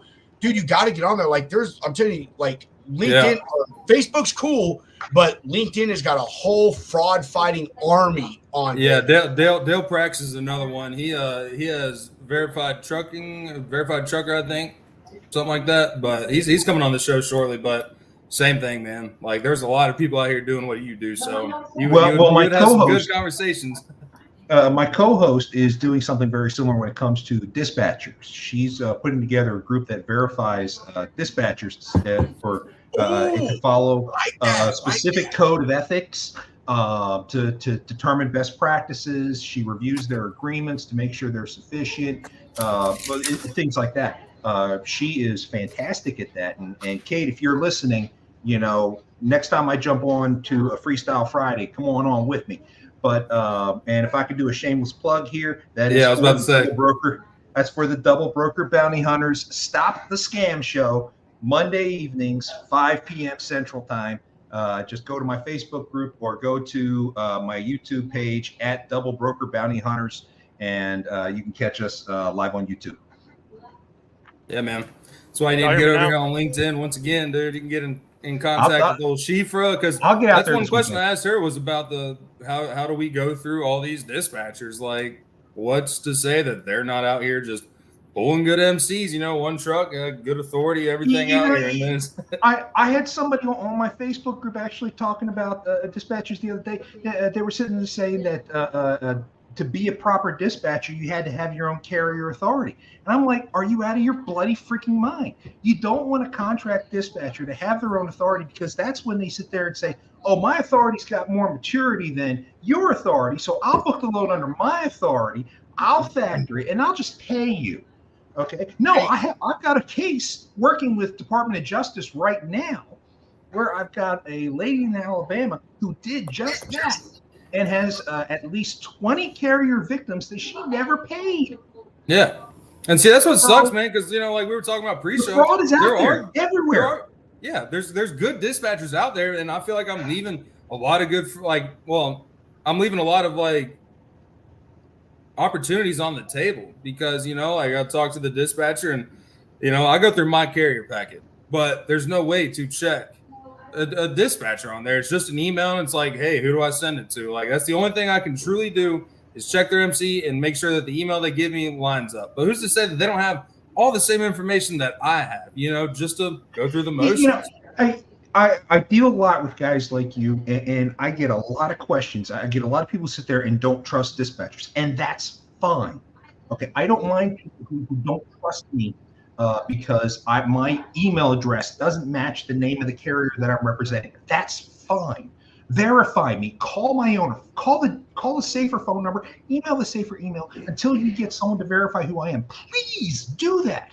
Yeah, okay. Yeah. No, it's not that I don't trust them all, but it's like, you know, like the solo operations or the 1-2 mom pop operations, and like, yeah, I've worked with a lot of great dispatchers, man. My boy Chris down in Atlanta, he had the best fleet of hot shots I had ever seen in my entire life. Used him for years, and it was just, you know, just him running all these trucks, and it lined up. But it all lined up. But like, I don't know. These days, man, it's just like everybody's getting so crafty. It's really hard to, like, because you can even get on the phone with somebody that is smooth talking, you know, like very trustworthy. But like, where is that verification? Like, how do I get to the bottom of it? Okay, I'm talking to John Cantero. Well, whenever I do talk to a broker, yeah, I'm always plugging myself, not just as a dispatcher at Vigilant Transportation Services, but I plug myself as the Double Broker Bounty Hunter, and I give them my website, and I give them my Facebook group, and I give them my. See, that's a difference. But when I get and that starts exciting people because I'm so involved in it. But your average dispatcher, even a good one like my coworker Kate,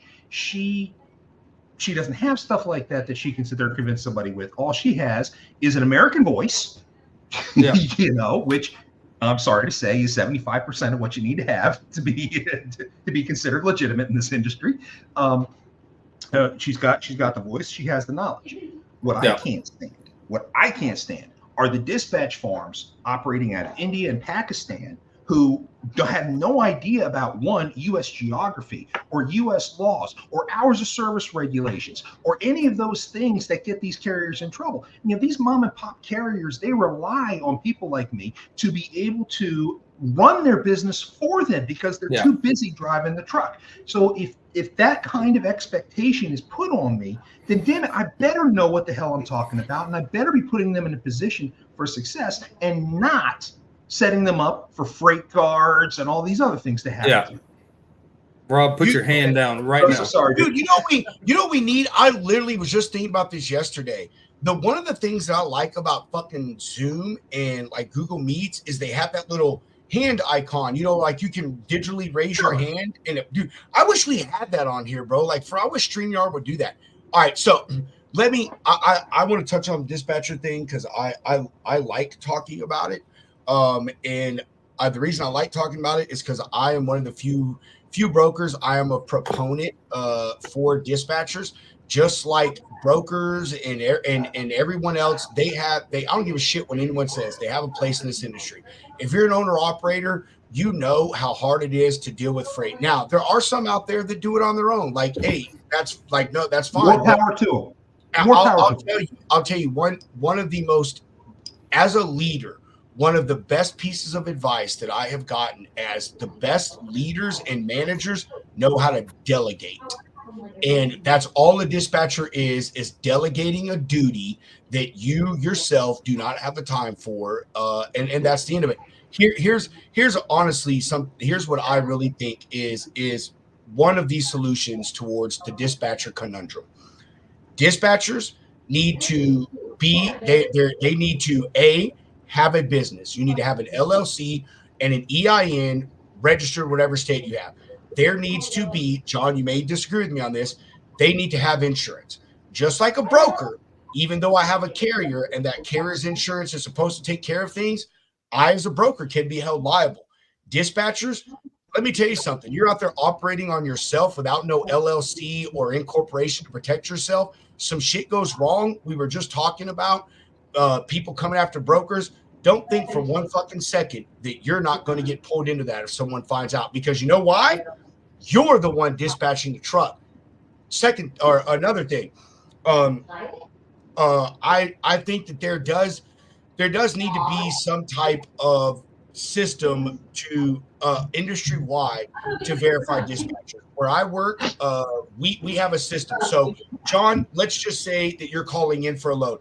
Obviously, if you were calling in one of my loads, you would just holler at me. But let's just say you see one of our loads on the board. You call in. You say, "Hey, I'm a dispatcher." We ask for a lot of information. I won't say all of it because I don't want to give anything away. But we have a system. If you say this, I'm a dispatcher. Here's my email. Here's my phone number. And we don't see any of that listed anywhere. We do it on databases, not just FMCSA, because those can be hacked and the information can be changed.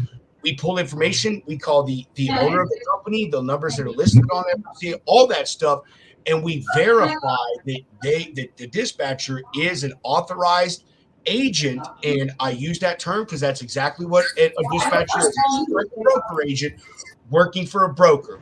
You're an agent under that MC number. That is what a dispatcher is. And we do that to make sure that we're doing business with the right people. You know what I mean? I would also add this. Owner operators, if you use a dispatcher, I know a lot of places now use like My Carrier Packet, RMIS, all these things like this. I'm old school. And when I helped a buddy of mine, even though we did RMIS, when a broker emailed me, I would send them our carrier packet, the one I make. It's got a cover sheet with all the contact info. It's got the MC authority. It's got the insurance. It's got the incorporation of the LLC. It's got the W-9. You need to put one of those together, and you need to put your dispatcher's info in there. Put a sheet in there that says this person is for me. So not only are you doing the packet and stuff, you're sending us something saying, hey, they are an authorized agent for me. And I know it sounds like a lot, but John, I think you can agree that it's just kind of got to that point with everything, even carriers, like the verification needs to be done. And I think dispatchers, they get a rough name for a few reasons. One, the COVID crusaders, just like the brokers and carriers, they went online, they watched some dumbass who can't do, so they teach, and said, oh, you can be dispatcher, make 6 figures a year. And then they teach you the completely wrong way to do business. 2, it's the foreigner. John, you touched on this earlier. It's the people from overseas. Nobody can verify. They're using VoIPs. They have no idea what's going on. And there's a huge language barrier, so forth, so on. So there's people and reasons that have made things harder for y'all, but that's the solution. I really think there is, man. Is finding a way to. There are 2 things here that I want to hit you on. One, the liability insurance. Okay, I can tell you that right now I do not operate with a general liability policy. I do believe that should become a requirement. I do believe that FMCSA should institute a classification of authority for dispatchers that can regulate them and require them to do whatever necessary things in order to help protect the industry as a whole. So I would very much support such a move. And as far as getting general liability, it is something I am thinking about. But I also have written into my agreements, which have been extensively reviewed by attorneys, a waiver in there that allows me to be absolved of any liability should something go wrong. Now, I still am required until I meet Matt. You're absolutely right. But a responsible dispatcher is going to sit there and is going to take into account all the different potential issues that can take place during the course of a load. You know, you're booking a load that's 600 plus miles. Can the driver cover 600 miles in a regulated duty day? You know, how much hours have they already consumed? If I'm keeping all that stuff in play, then I know that I'm operating safely. I'm steering this carrier safely. And if I'm doing something that's outside of the norm, I tell the carrier, I said, look, are you sure you want to do this? Like I've had carriers before come and tell me and say, hey, John, I only got 2 pallets on this box truck here. You know, is this a dedicated load? Can you put more cargo on here? I'm sorry, man. It posted as a dedicated load. Well, it doesn't have a seal on it. Find me something else to throw on there. And I was like, okay, let me explain to you what you're asking me to do. Okay, if you want me to do it, I'll do it. Don't get me wrong. I get paid a percentage of everything he makes. You know, but if you get caught, it's not on me. You know, and they tell me to do it anyway. Okay, fine, whatever. You know, but I'm not disclosing who my clients are. But a good dispatcher should help guide carriers, even new carriers, as to how to try to navigate through this minefield that we call the transportation industry. And as long as they're doing that, you know, I don't see a great deal of risk on my side when it comes to a situation. Now, that being said, you know, Matt has a very good point about general liability, and I do think the dispatchers probably should have that in the bucket. John, I'm telling you, brother, I as someone who operated a business for a short time. Unfortunately, I was an idiot. I bought into a franchise, was a complete fucking disaster. But I'll tell you, I had an instance. I hired a guy, told me that he knew how to do a specific thing, specifically dealing with hardy board on the side of a house. And come to find out, the guy had no fucking clue what he was doing, absolutely made a shit show of this lady's home. She came after me, and I was fortunate enough that I had a good insurance agent who he made me buy a bond, and he made me get insurance. And fortunately, that saved my ass. Even though I had an LLC, you know, they could have got me in civil court and ran over me. But all of that was gone because I had that insurance in place. And John, you've been in this long enough. JB, Hunter, we all know that the biggest thing in this industry, the most important thing, is to mitigate and eliminate risk as much as possible. Whether you're a shipper, a broker, whatever. Brokers, we have to have a bond. Every broker should have insurance, even though it's not a requirement. If you don't, you're an idiot. But you know that we add layers as a broker to protect ourselves, and carriers do as well. And I think, you know, the smart thing that any business owner should do the same thing. And I agree with you. I think there should be something out there to do it. But the FMCSA, we all know, has not ruled on any of that stuff yet, and they continue to, you know, push it off to the next meeting. You know, they're fucking bureaucrats. You know, that's what they do. Push off. Well, the final rule that they implemented back in October, as far as what dispatch services are and whether or not they're a bona fide agent, or if they should have a broker authority or stuff like that, you know, most of that is common sense. But then there's some of that's absolute horseshit. It didn't do anything, though, John. I mean, no. And they actually sit there and say none of this can be enforceable by law. Exactly.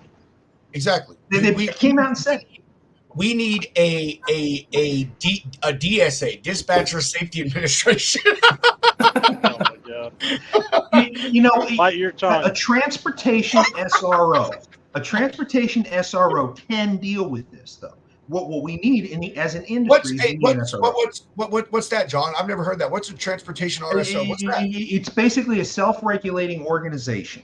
What we need is we need the government to authorize for the transportation industry to put together a group of experts to help regulate the industry as ourselves. We need brokers on there, we need dispatchers on there, we need truckers on there, and then they create the rules that we operate under. It's about self-regulation. And I think something like that would be a great vehicle to help to better integrate where a dispatcher is needed. And you pointed out yourself, there are some owner-operators out there that are capable of doing this on their own. They don't want to deal with dispatchers. You don't have to. I don't sit there and try to change somebody's mind as to whether or not a dispatcher is good. My customers need me because they need me. They can't do it themselves. And those people, they need somebody like me who's capable of helping them manage their business. That's what I offer. That it's a service. Just what brokerage was back in the 80s, and it's now turned into providing a service to the to your shipper as opposed to providing a service to the carrier. Now as dispatchers are coming in and filling in what was the traditional broker role from 40 years ago. But there is a need for it. And as long as there's a need for it, then there needs to be somebody in some way to control how that function already is. Saw that. Claudia brought it up to us. Hunter's already. Oh shit! Sorry, not on mute. Dead account. Technology, Rob. Hold up, but hold on, bro. I'm about to bring something to your attention that Cat caught it. You've already caught it, but Cat did too. JB, after I say this, I want you where you rolling that, homie? Or how's your day been? Where you rolling? And what's your fucking 20? But hold on. Kat just pulled up our thing, and that other page that is similar, she pulled up, and Kat just said the conversation you and Hunter had yesterday about the legalities. She said you need to do it right now. You and I'll talk after the show. It was kind of vague, but you and I aren't trying to give away too much information. So, JB, let's go. How was your day? What's your 20? Y'all can hear me now. Yeah, we can. I'm in southern Indiana, making my way towards Mount Crawford, Virginia making his way downtown. Sorry, that just came in my head. I had to get it out. Yeah, thanks for ruining the rest of my night, because now I'm going to have to play that song later. Singing my heart out and shit. Making my way downtown. We'll start doing some JB karaoke soon. I had a miserable cold shower. That was fun. It's already cold outside, so I had to have a cold shower to top it off. Poor baby. Screw the health benefits of that. I wanted a hot one. Screw that. My nipples were hard. That's never good. TMI. Other than that, it's been a fairly calm day. It's been nice. It's going to be a late one for me, but so far, so good. Well, that's good, man. That's good. Where's your red light at? I'm seeing a little bit of red light. Where's the big red light? Oh, there it is. Sorry, I'll just leave it like that. Hey, little orange, man. We're gonna send you some full-on LEDs, man. I need to get some. My Get that next thing load's supposed to be swanked my out. home load, so maybe I'll get some. Hell yeah. To the double brokering agent guy, bad guy, or what the That's John Cantera. John is a homie. John is a double broker homie. bounty hunter. That's what it was. How often are you seeing people like try to hold loads hostage? I know you were talking about it earlier. It really depends on the situation. A lot of times I'm seeing in terms of a double brokered load where the carrier was promised an exorbitant amount of money for the load, and then once he finally is connected with the real broker says, no, I'm only paying half that. And that's when the driver tends to pull over and say, screw this, I'm staying here until you pay me everything I was promised. The problem is that the law does not support the carrier in that particular instance. And there are a lot of carriers that are proud to admit that. Well, so I heard the reason I brought it up is because I was in a situation similar to that at one time, but according to law enforcement which, you know, they're not exactly lawyers or nothing like that, but it becomes a civil matter. So Yes, they all will tell you it's a civil matter. But the Yeah. problem is that you can badger the hell out of a broker, and you can get them to probably pay that full amount. Okay, if you were promised 4,000, load actually only paid 2,000, you might be able to get them to pay the full amount. But I promise you're going to get a freight guard for altering the agreement en route and for holding cargo hostage. I guarantee you will get that freight Right. guard. And the only way you're going to get that freight guard removed is to pay them back the extra 2,000. That is the only way you're going to be able to do that. So you need to make a business decision at that point. And that's what I tell a lot of my clients when they deal with freight guards in this regard. Do you want to go ahead and keep the extra $2,000 and line your pocket for the rest of your career, or and then lose your business, or do you want to go ahead and salvage your business and take the penalty and walk away?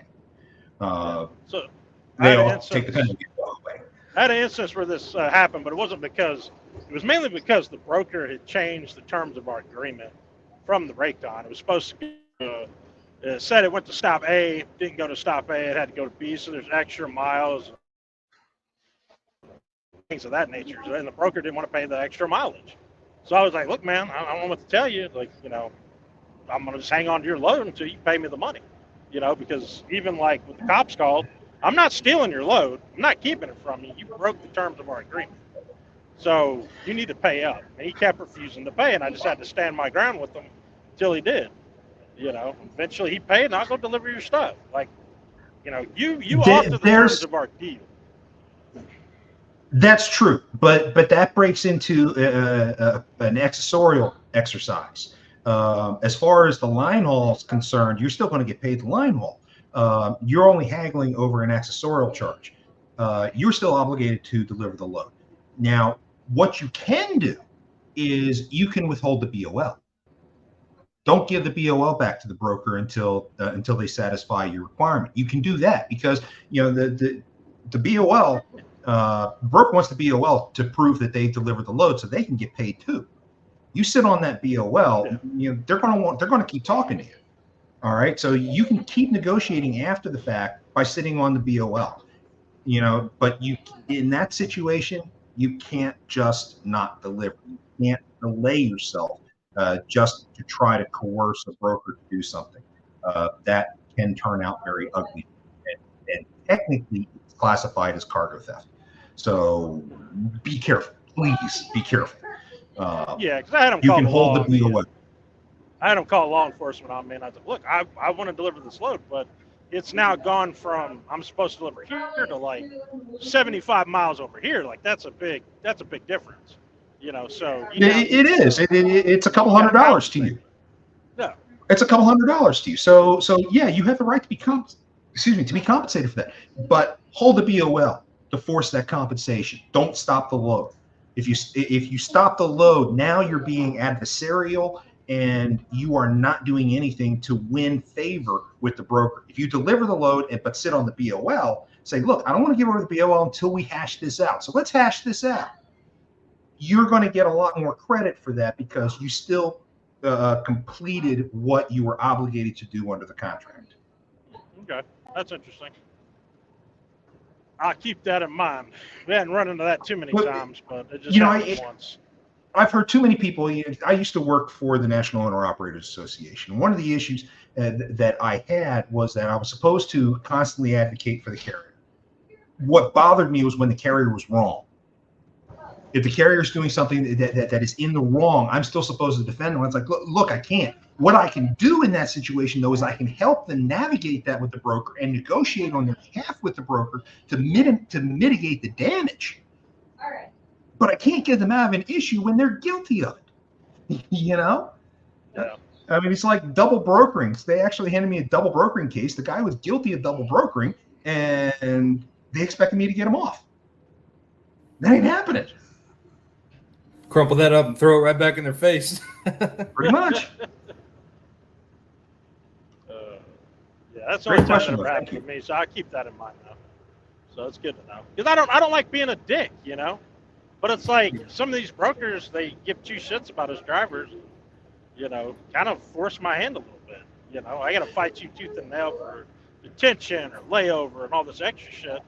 I shouldn't have to strong arm you to make that happen one bit. Come on, brokers, chime in here. Talk to us. You've been in these situations.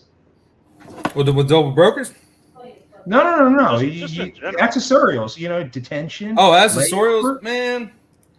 Well, at Rain Dogs, we're huge with tracking, man. Like, if you don't track and you don't like at least accept our tracking or have your own form of it, we like it's in our contract. We hold the right to not pay you shit if you don't work with us. I mean, obviously, we have some of our carriers that are a little bit harder to get in contact with, and they just kind of do their own thing, but like they're reliable. However, like me personally dealing with drayage big time, dude, if you don't give me any paperwork, you can kick rocks. However, you give me paperwork on time within 24 hours of it happening, whether it be detention, port congestion, waiting time, whatever it may be, like get that to me so I can talk to my customer and everything can be squashed easily. But if you wait and you play around and you're being hard to work with and you're taking time out of my day, which we know in this industry, time is money, then kick rocks, man. Like you're wasting my time, so I'm not going to pay you at your beck and call just because you say so. But this is another thing that I talk to carriers about. You know, communication. You know, you have to be able to communicate what's going on. You have to keep regular updates going out to the brokers. And a good dispatcher should be doing that. A good dispatcher should be contacting the broker a couple hours before delivery, a couple hours before pickup, you know, and providing decent updates. So if suddenly the truck breaks down 2 miles from delivery for whatever reason, you know, you're not necessarily pissed off about it. You say, well, hey, you know what? Trucking industry, shit happens. Where if you didn't say a damn thing about it, you're going to be so damn pissed off, and then you're going to throw a freight guard on the guy because you think he's being a dick. I mean, dude, like if you don't communicate with me, and it's like if it's a time-sensitive shipment, and you break down a mile away, and I can't get a hold of you for 5 hours, and my customer's blowing me up every 25 seconds, yeah, we got major problems. However, you know, I'm not like Home Depot or some of these much larger companies, which, you know, they go through like Manhattan Associates and whatnot. So I don't know if everything is there that they need you to do, but like, I'm not asking for updates every hour on the hour, like every 30 minutes, like, hey, what RPMs you running right now? You know, like, hey, where you at? What truck stop did you stay at? Like, what'd you eat for a snack? No, man, I just need simple updates because this industry is so much easier with communication. Because everybody understands shit happens, but like the longer it takes you to get me my information, the shadier it looks to my customer and the shadier you look to me. And it just creates this whole mess. And like in this market, dude, in this market, when we're all pinching pennies, man, 8 to 13% margin on a good day. Like, dude, so a lot of loads I'm booking now are like $50 margins on like $2,200 loads, you know, revenue.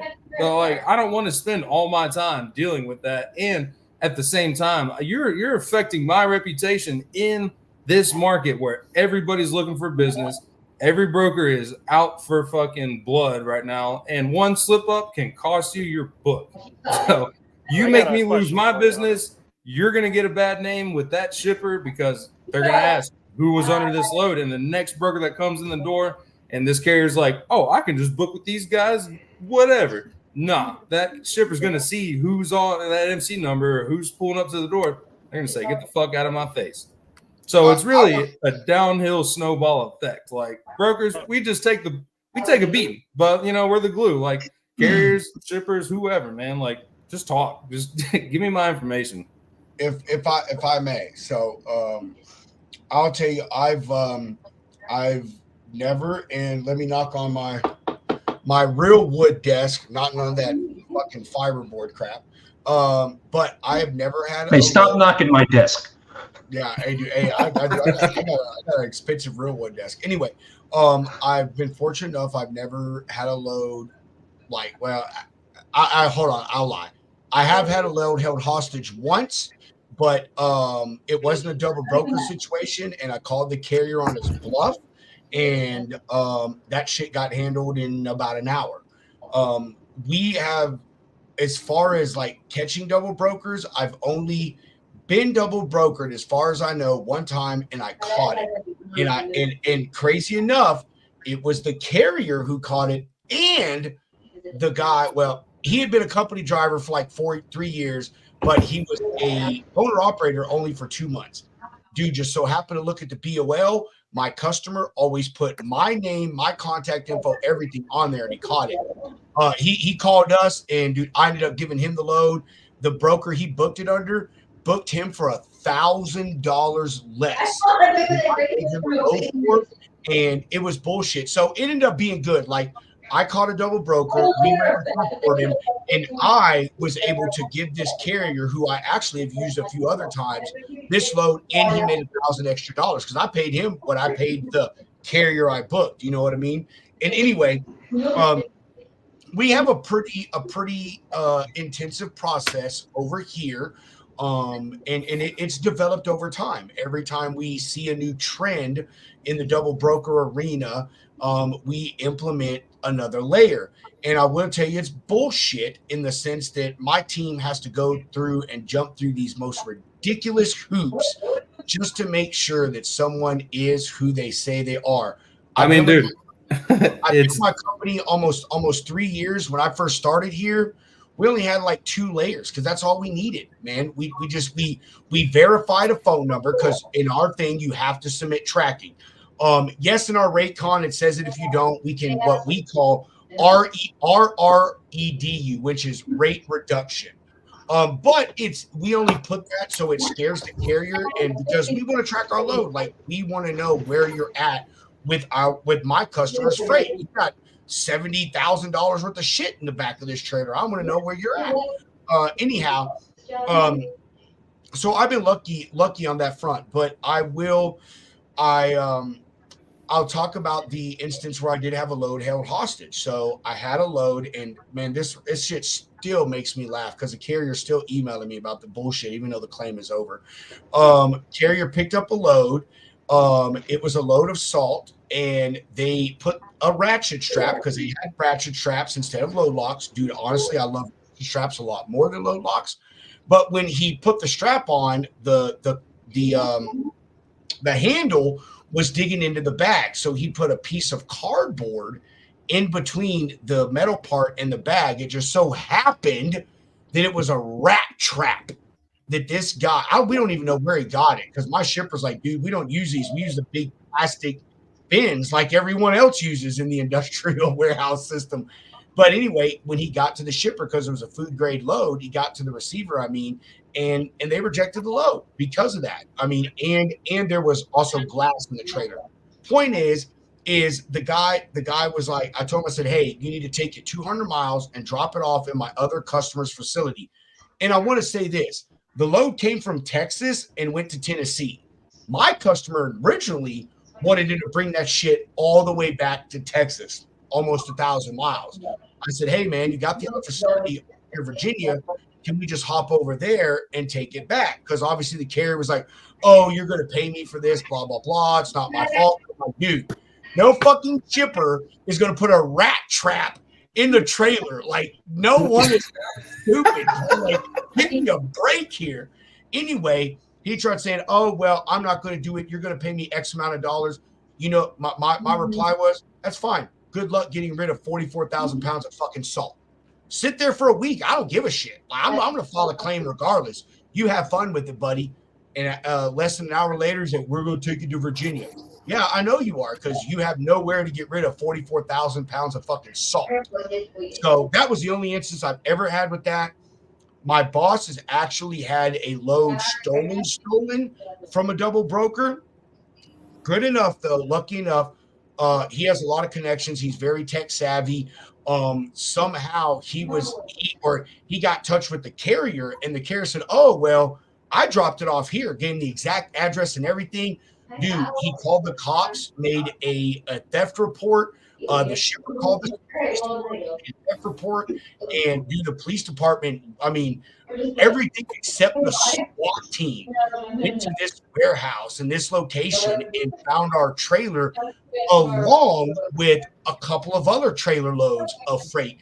This one didn't make the news, but from what I gather, it was a substantial amount of stolen freight that was sitting in this these people's rented warehouse, man. So it's a horrible thing out there. And I'll say if you're an actual carrier and you want to hold the load hostage, be very, very careful, because when it comes down to that stuff, it is a very fine line in between what makes you in the right and what makes me and my shipper in the right.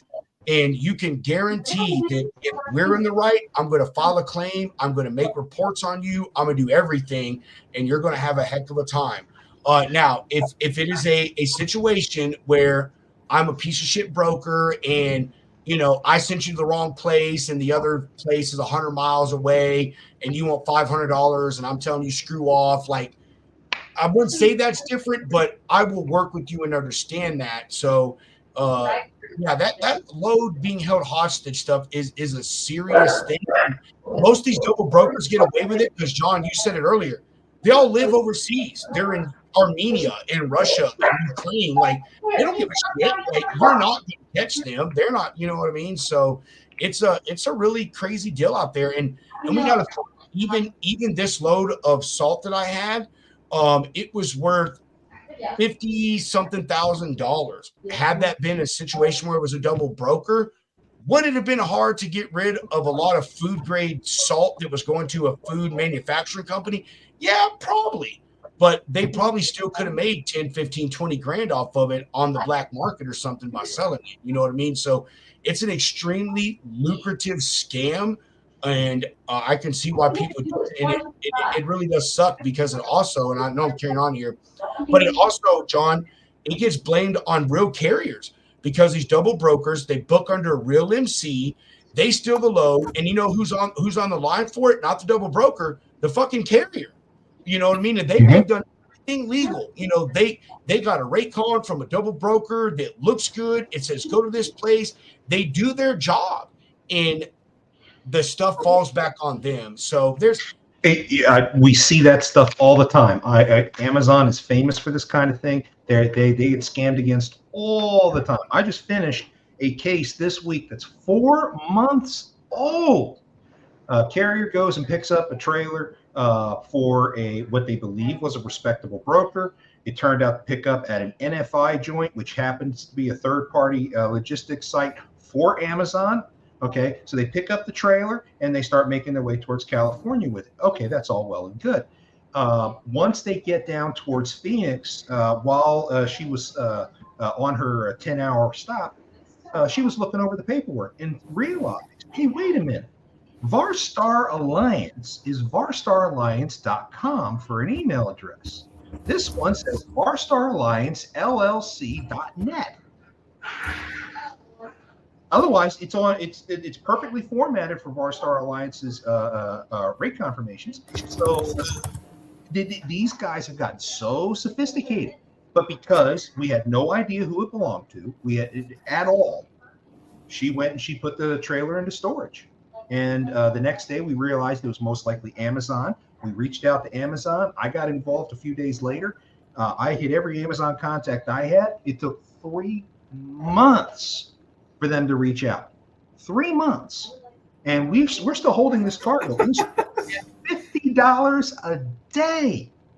Okay. And Amazon goes to try to strike a deal with us, paying us for 1/3 of the line haul and 1/3 of the storage cost. That's all they wanted to pay. Insanity. Absolute insanity. The carrier is losing thousands on this. You know, so these situations are absolutely horrible for everyone involved. And these scammers know it. They know they are destroying this industry with what they're trying to pull. Now, we've had a very big success story back in November where a carrier came to me and said, hey, my MC's been stolen. I went to all my social media outlets and I went and I put his MC number out there and said, hey, brokers, if you book with this guy under this MC, please understand it may be a scam. A broker calls me about an hour later and says, hey, I booked with that MC 2 days ago. We can't find our cargo. So he and I got together. We started sorting it out. It was a load of copper coming out of Indiana, going to North Carolina. We found it in Southern California.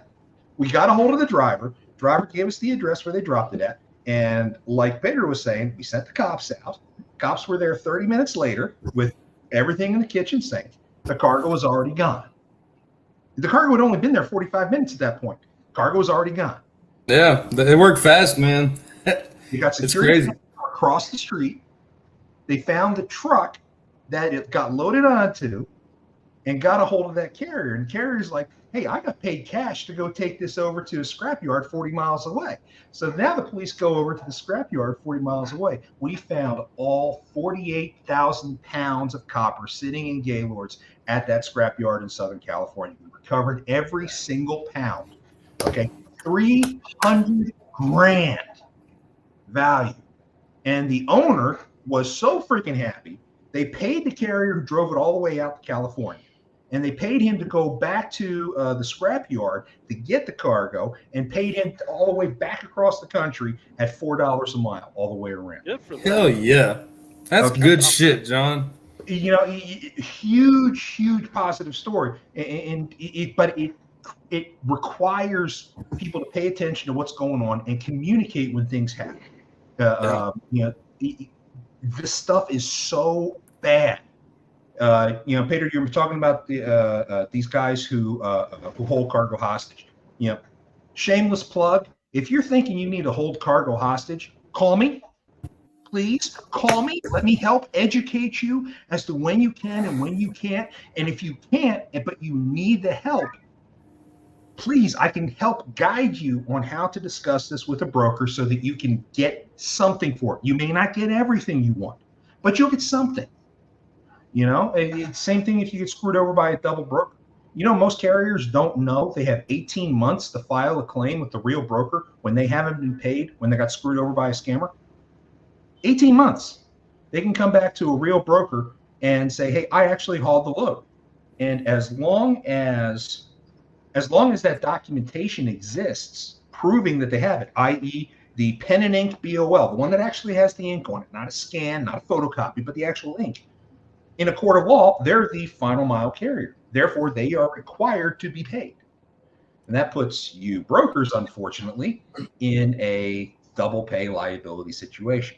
Yes, it does. Kelly, You know? I want to answer your question right here. Well, I can answer it. John can answer it. Hunter, or yeah.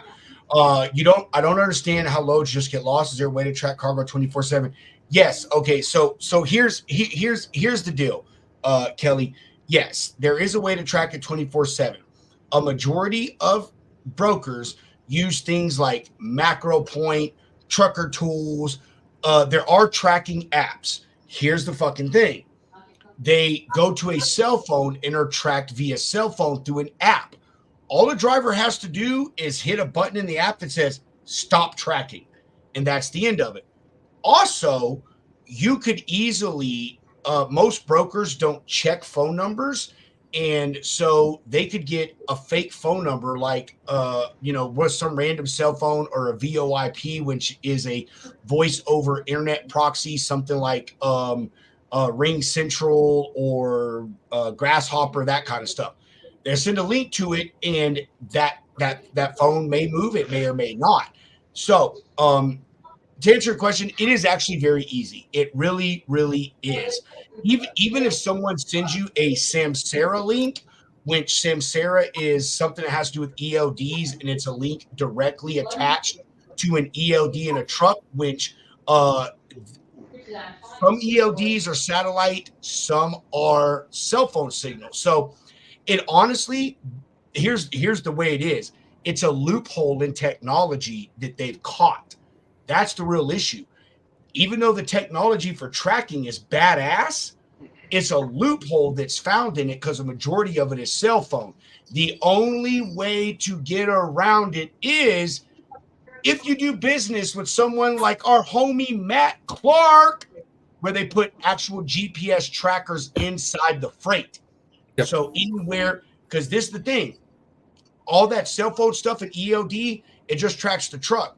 Well, who gives a shit? They could drop the trailer everywhere, and the truck's gone.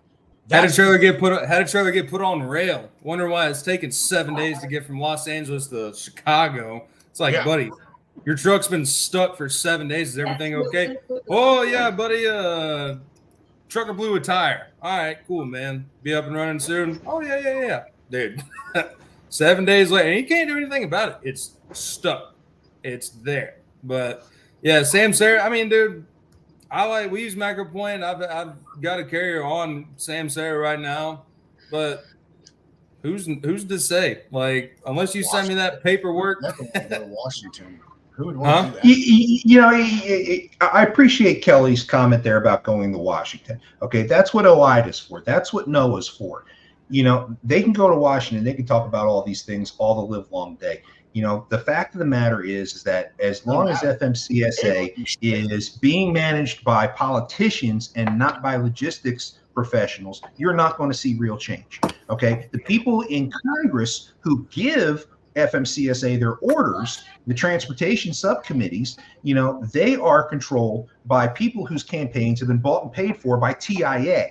So unless TIA wants something to change, tell her what TIA is, John. She's honestly not in our industry. She is just kind of over on our side. So what is TIA? Tell her the acronym. So TIA, the Transportation Intermediary Association, it is an association of brokers, and they control 5 different PACs, and these PACs are what fund the campaigns of the legislators that are on the Transportation Committee. And depending on the brokers who are part of TIA, their fee for being in TIA depends upon what their annual gross is in terms of revenue. So a big boy like TQL probably pays the most money to TIA in membership fees every year, which is why if TIA wants something, or if a TQL wants something, they say something to TIA. TIA's president and vice president both are career lobbyists, not transportation professionals. So they then go to FMCSA and to the people in Congress and say, this is what we want, which is why what TIA wants, TIA usually gets. So when all the carrier organizations go and visit FMCSA and say, we want enforcement of the broker transparency law. That's the 49 CFR 371.3 that a lot of carriers are griping about these days. We want enforcement of that law. Then TIA comes in the next day and says, no, that's part of the Motor Carrier Act of 1980. It's an outdated law. Just eliminate the law. And then FMCSA decides, well, instead of ruling on it here at the end of October of this year, we're going to kick it down the road and rule on it in October next year. Man, it's all politics. It is all politics. And that's the big problem in this industry. You know, I've actually heard a lot. Sorry, John. Finish that. I'm sorry, bro. I'm sorry. I thought you were done. Finish that sentence. I'm actually finished about the TIA thing. What I was going to say is one of the things that I always thought was best in trying to fix this industry was to stop issuing freaking authorities. Mm-hmm. You know, I would love to see FMCSA credit checks and shit. But here's the problem. It's the Motor Carrier Act of 1980 again. The Motor Carrier Act of 1980 guarantees that anyone who is willing and able to participate in the transportation industry, either as a carrier or a broker, as long as they check the boxes, they are guaranteed the ability to obtain an authority. Hunter and I just talked about this. Hunter and I just talked about this yesterday or the other day when I was out on my walk. And actually, I think maybe it was Ryan and I don't know. Hunter, tell me if it was you and I, because I talk to random people when I'm walking. But, dude, it takes like $3,000 to get an MC.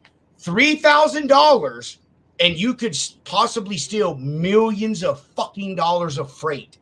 $3,000. That's it. How do you think double brokers got into this business to begin with? How do you think they got in? Yeah, so I'm saying it's like you said, it's too easy. Just check a couple boxes, fill out some forms, send your money, and you know what? That's the problem. Is our government? Every government is ran by money, and they don't give a shit who you are as long as you pay your little stupid $300 fee to get your MC number and your little $300 fee to get your LLC or whatever it is. That's all it is, money thing. So here's the thing: the government has zero incentive to deal with this because they're making money.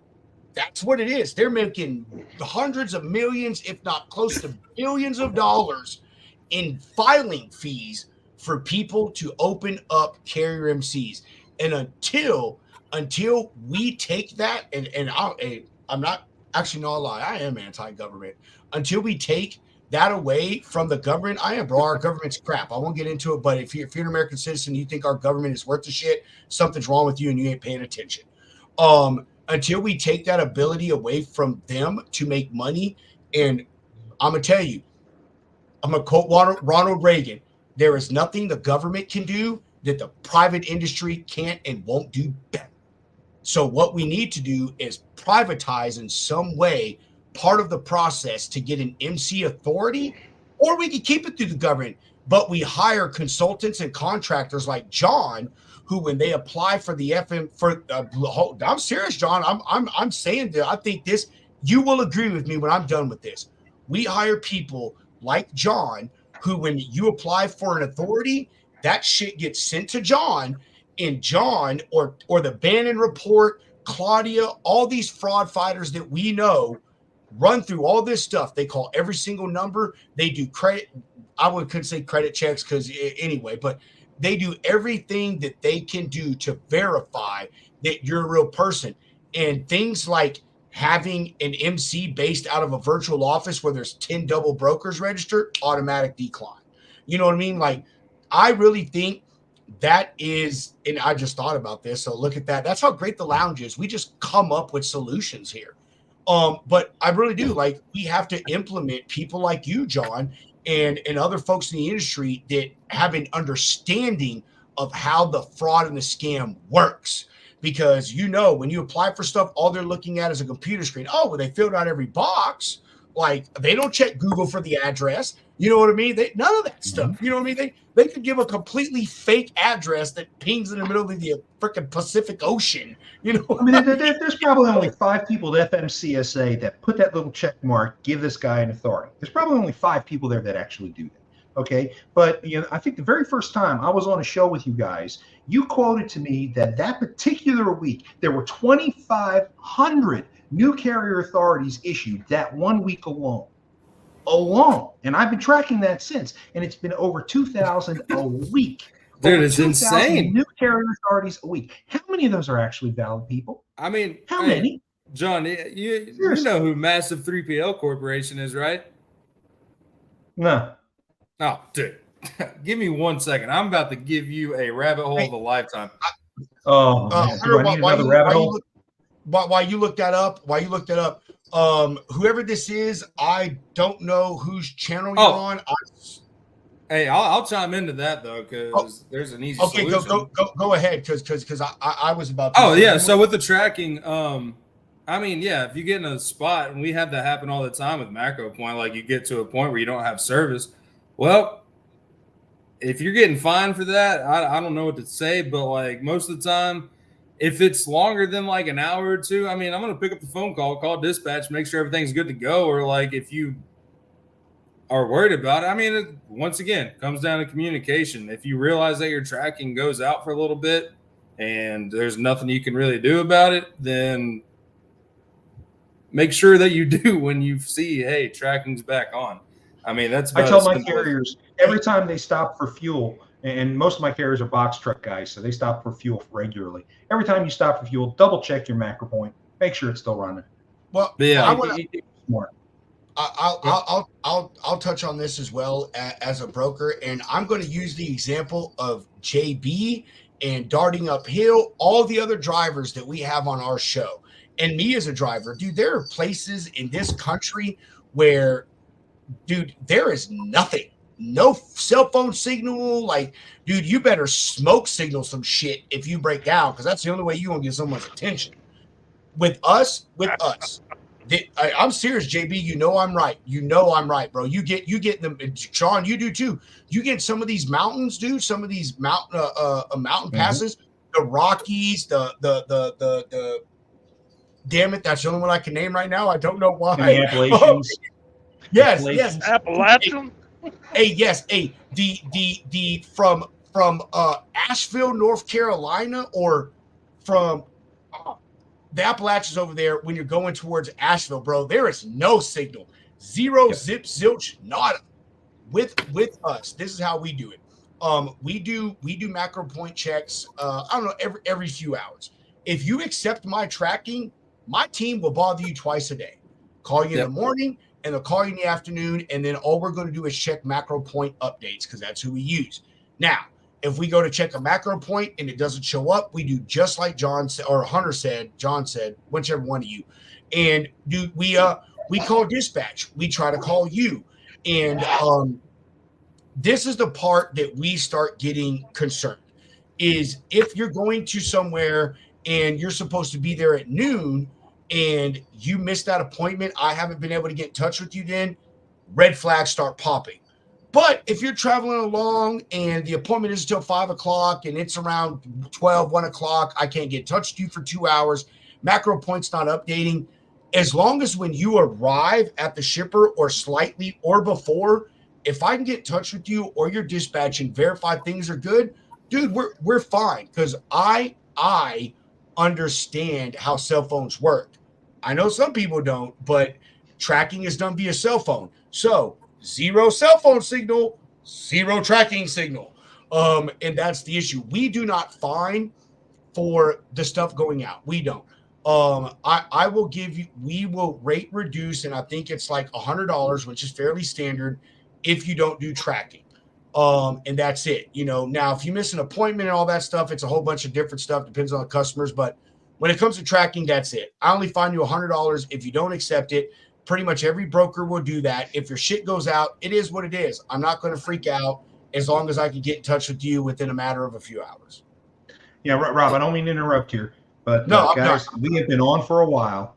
I'm going to go ahead and I need to pack it off, okay? But I would like to just real quick plug, Monday evening, 5 p.m. Central Time, come check out the Double Broker Bounty Hunters Stop the Scam podcast, available on my YouTube channel. That is at Double Broker Bounty Hunters.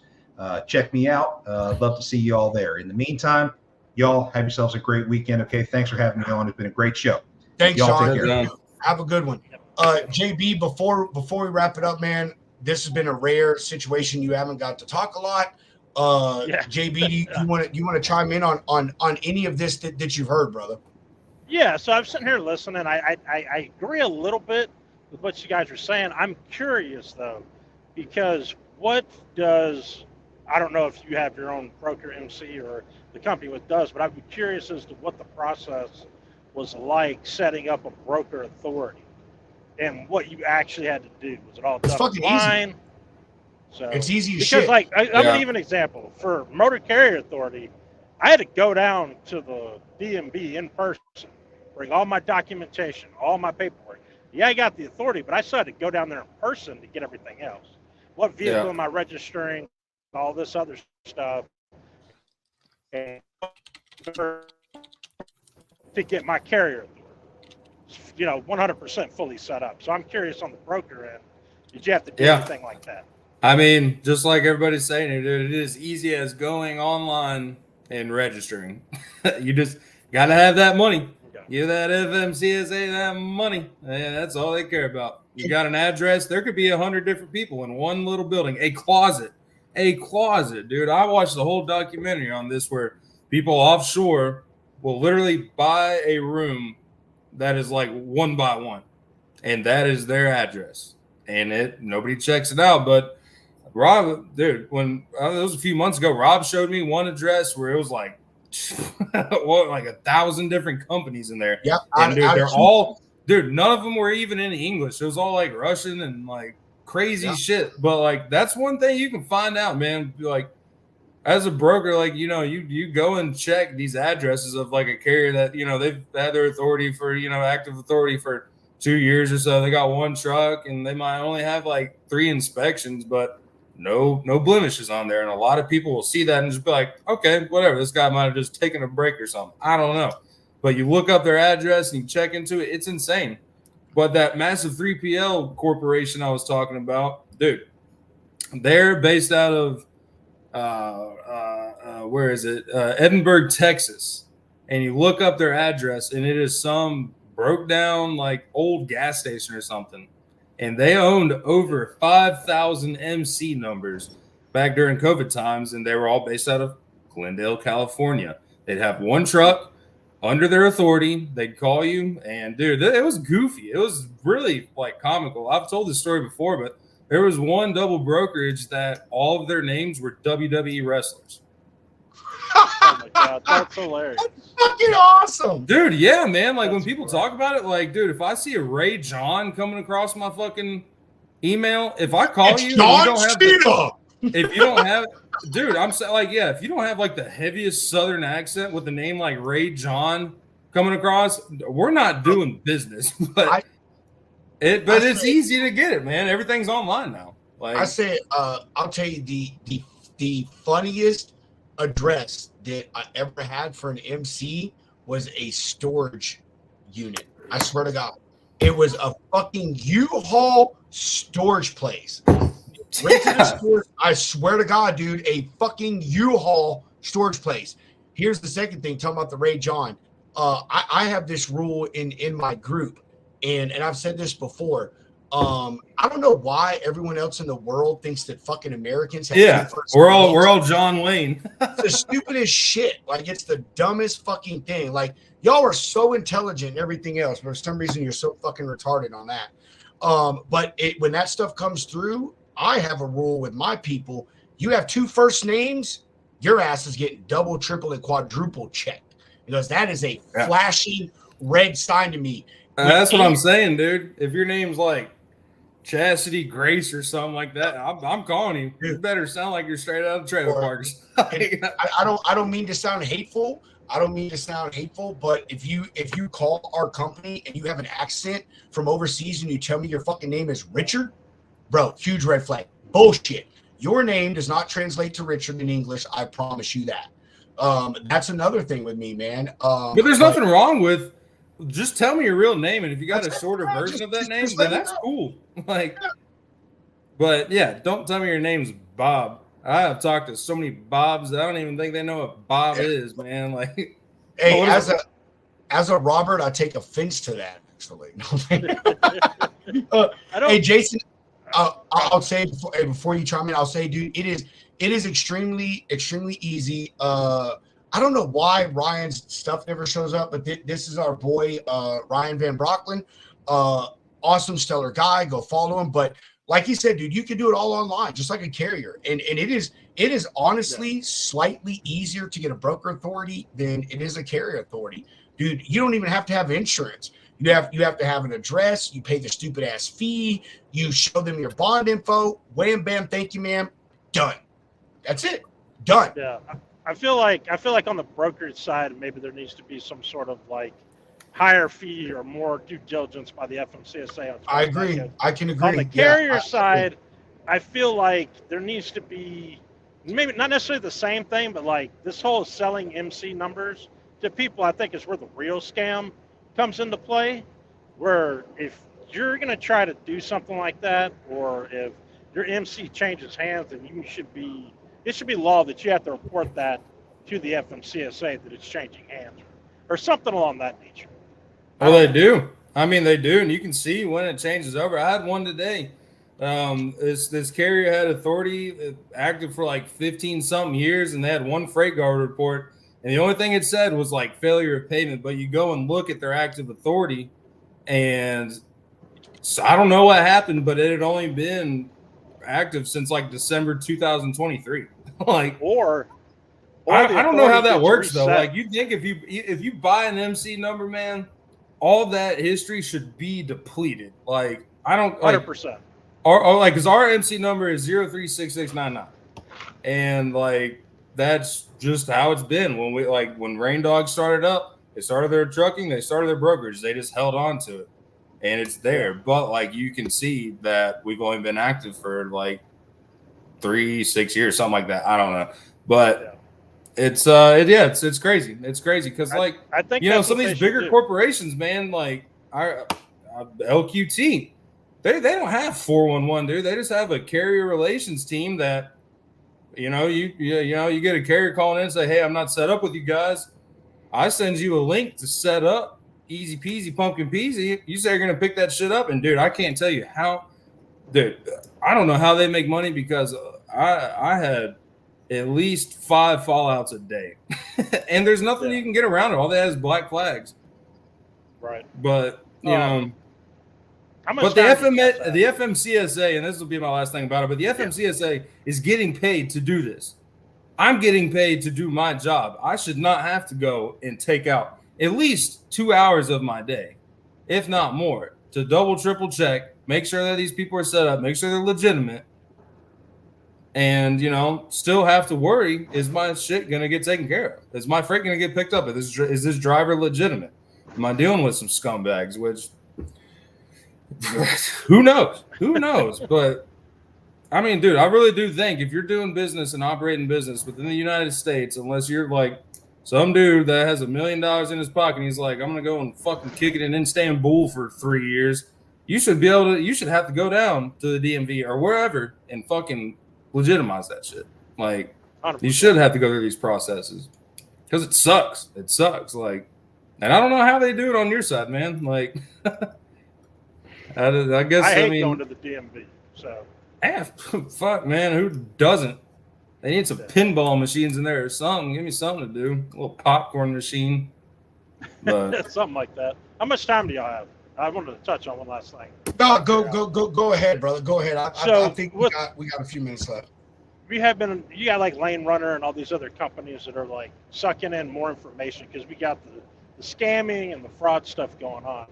But my question is, real quick, have you gotten back into your Facebook? No, it's gone, bro. It's completely gone. Like everything that I've done over the past 16 years, Hunter can tell you, he's searched. It is gone. Gone. So all of it. So that kind of stuff like that is in Facebook's a little bit different. Social media is a little bit different. My concern with like a lot of like all these companies, they're great ideas. I love them. I think they'll be useful. But having to give up all this information to then constantly be scrutinized more and more. What happens when something like what happened with you in Facebook happens to a motor carrier? You know what I'm saying? Like there are ways to prove who you are, but then those people become the gatekeepers to me making money. Yeah. And you know, the small little blemish or the small little inaccuracy or whatever prevents you from making money, the more and more information that we keep giving these people. And then on top of that, we're living in an information age where information is money. Is our information protected with these people? Is the security top notch to where they're not selling our information to other people? Because just like that one company where it's like they're tracking you through drive-wise, you're tracking your VIN numbers, and then, you know, those driver's license numbers, and so on and so on and so on. Like, what about security with that? You know what I'm saying? I mean, dude, well, I'll say this much. So, like, last night we're talking to King Spud, and we're talking about his sunglasses. Well, I look up Cletus sunglasses, and on this browser on my computer that's not connected to my Instagram, Facebook, nothing like that. Well, I get on my phone later on the night, and I'm scrolling through my feed. What do I see? Cletus. But you know the crazy thing, man, anything you sign up for now, what do you have to do? You have to scroll through this long-ass contract. You have to click, I accept all these terms. And, dude, anytime you do that, and, like, bro, like, you go on a website, and it asks for cookies and all this other shit, I just started clicking deny because when you say I accept all this, that is you saying I give you full permission to go through and sell my data. It's everywhere. It's everywhere. But on the carrier side of things, I've not personally heard of any stories of someone like truly compromising a business from the inside out. But the fullest extent that I have seen is just people going online. I don't know how they go through it, but they'll get an MC number like Grasshopper's one of them. I called them last week. Fucking just go and say, hey, these guys have like 200 something trucks. They got a good MC number. I'm going to make an email that's Julius.grasshoppertransportation@gmail.com, post their MC number on there and see what works. Because I asked them, like, you know, they gave me a good rate and I looked up their MC number, everything's good. And then I go check their email and I'm like, hey man, your email doesn't match up. Where should I send this carrier packet to? And he's like, oh, just send it over to me. And I'm like, nah, we can't do that. I asked again, I was like, you know, I use my carrier packet. Who should I send it to? and they said they gave me another email, and it was one number off, like some insane.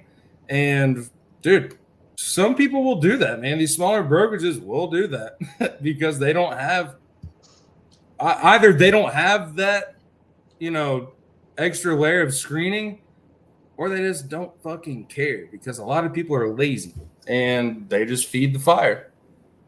So I want to say, dude, I cannot believe I'm lagging so much. Like, that is aggravating. I'm sitting here watching the live stream on LinkedIn, and dude, right in front of me, it is picture perfect, clear. Yeah, I don't know what it is. Do you want to hop out and hop back in real quick? Yeah, I'm gonna do that. Let me see if that fixes it. Okay. JB, where are you rolling through right now, brother? I'm getting close to Kentucky. Oh, dude, you gotta let me know when you get through Nashville sometime, man. I pass through there quite a bit, but usually I go to Lebanon. Dude, Lebanon, I live right, it's Lebanon, first of all, but yeah, I live like 30 minutes from Lebanon. Okay. Yeah, there's a drop yard there. Go ahead, Rob. Okay, so I just want to point this out that I am trying to do my small part on this selling of MC numbers in the Facebook groups that the Facebook group I run, and the others that I have admin moderator access to. And I get some people that I think are really legitimate. But I tell them, hey, no, no selling MCs, no buying MCs. Dude, I get 1, 2, 3, or 4 posts a day in my group about selling or buying an MC. I reject every single one of them. I don't give a shit if I look the MC up and it's been in business for 10 years, because to me, that MC could possibly be bought or sold to a scammer. And then in my mind, I am the one that allowed that to happen. But dude, let's talk here. Who with a legitimate MC number is really going to go to a fucking Facebook group That's to true too, find a right? buyer? If anything, you scroll through on your personal profile and do it on your own time, because that's a huge red flag. You're just posting it out to the masses. Like you said, man, there's going to be somebody that's like, oh, I've been wanting to buy an MC number, but they're so expensive. But this guy's got a great deal. What happens? You fucking drop them $10,000. Gone. Yeah. No, yeah, you're right, bro. You're right. And honestly, I have there's a lot of things that I've learned through people that I'm connected with, like John, like the buying and selling MC numbers, the whole Amazon relay bullshit. I don't allow that in my fucking group either. Kick rocks with that crap. Dude, if you post in any group that I run and I'm a moderator admin in, I don't take vague posts. I also don't do the ones hiring owner operators 90%. I don't give a shit if you list your MC number or not. No real professional company would do a post with a blue background and some fucking text. They're going to list their website, their MC number. They're going to have a visual graphic. They're going to do all kinds of things. And I know this sounds like I'm giving information away, but it is. It's the truth. Like, dude, there's a lot of red flags, and people that know. And I want to say this again. Hunter and I love giving this plug. If you're not on LinkedIn, you need to fucking be on LinkedIn. If you're a carrier, if you're a broker, and you are not operating in the logistics space on LinkedIn, you are doing yourself a disservice. Hunter and I said this earlier to John, we have several group DMs with tons of people several people from the insurance industry, people from the fraud side, people from the carrier side, the broker side, and all these DMs are mainly about is posting MC numbers and talking about scam, fraud, ways to get around it. And I say that because LinkedIn is where the good information is, man. It is. It's where you meet the professionals that want to help you. And I'll tell you, if you're a scammer and you think you're going to slide in on LinkedIn into someone DMs, very unlikely it's going to happen. People on there that are serious about this, they do their research.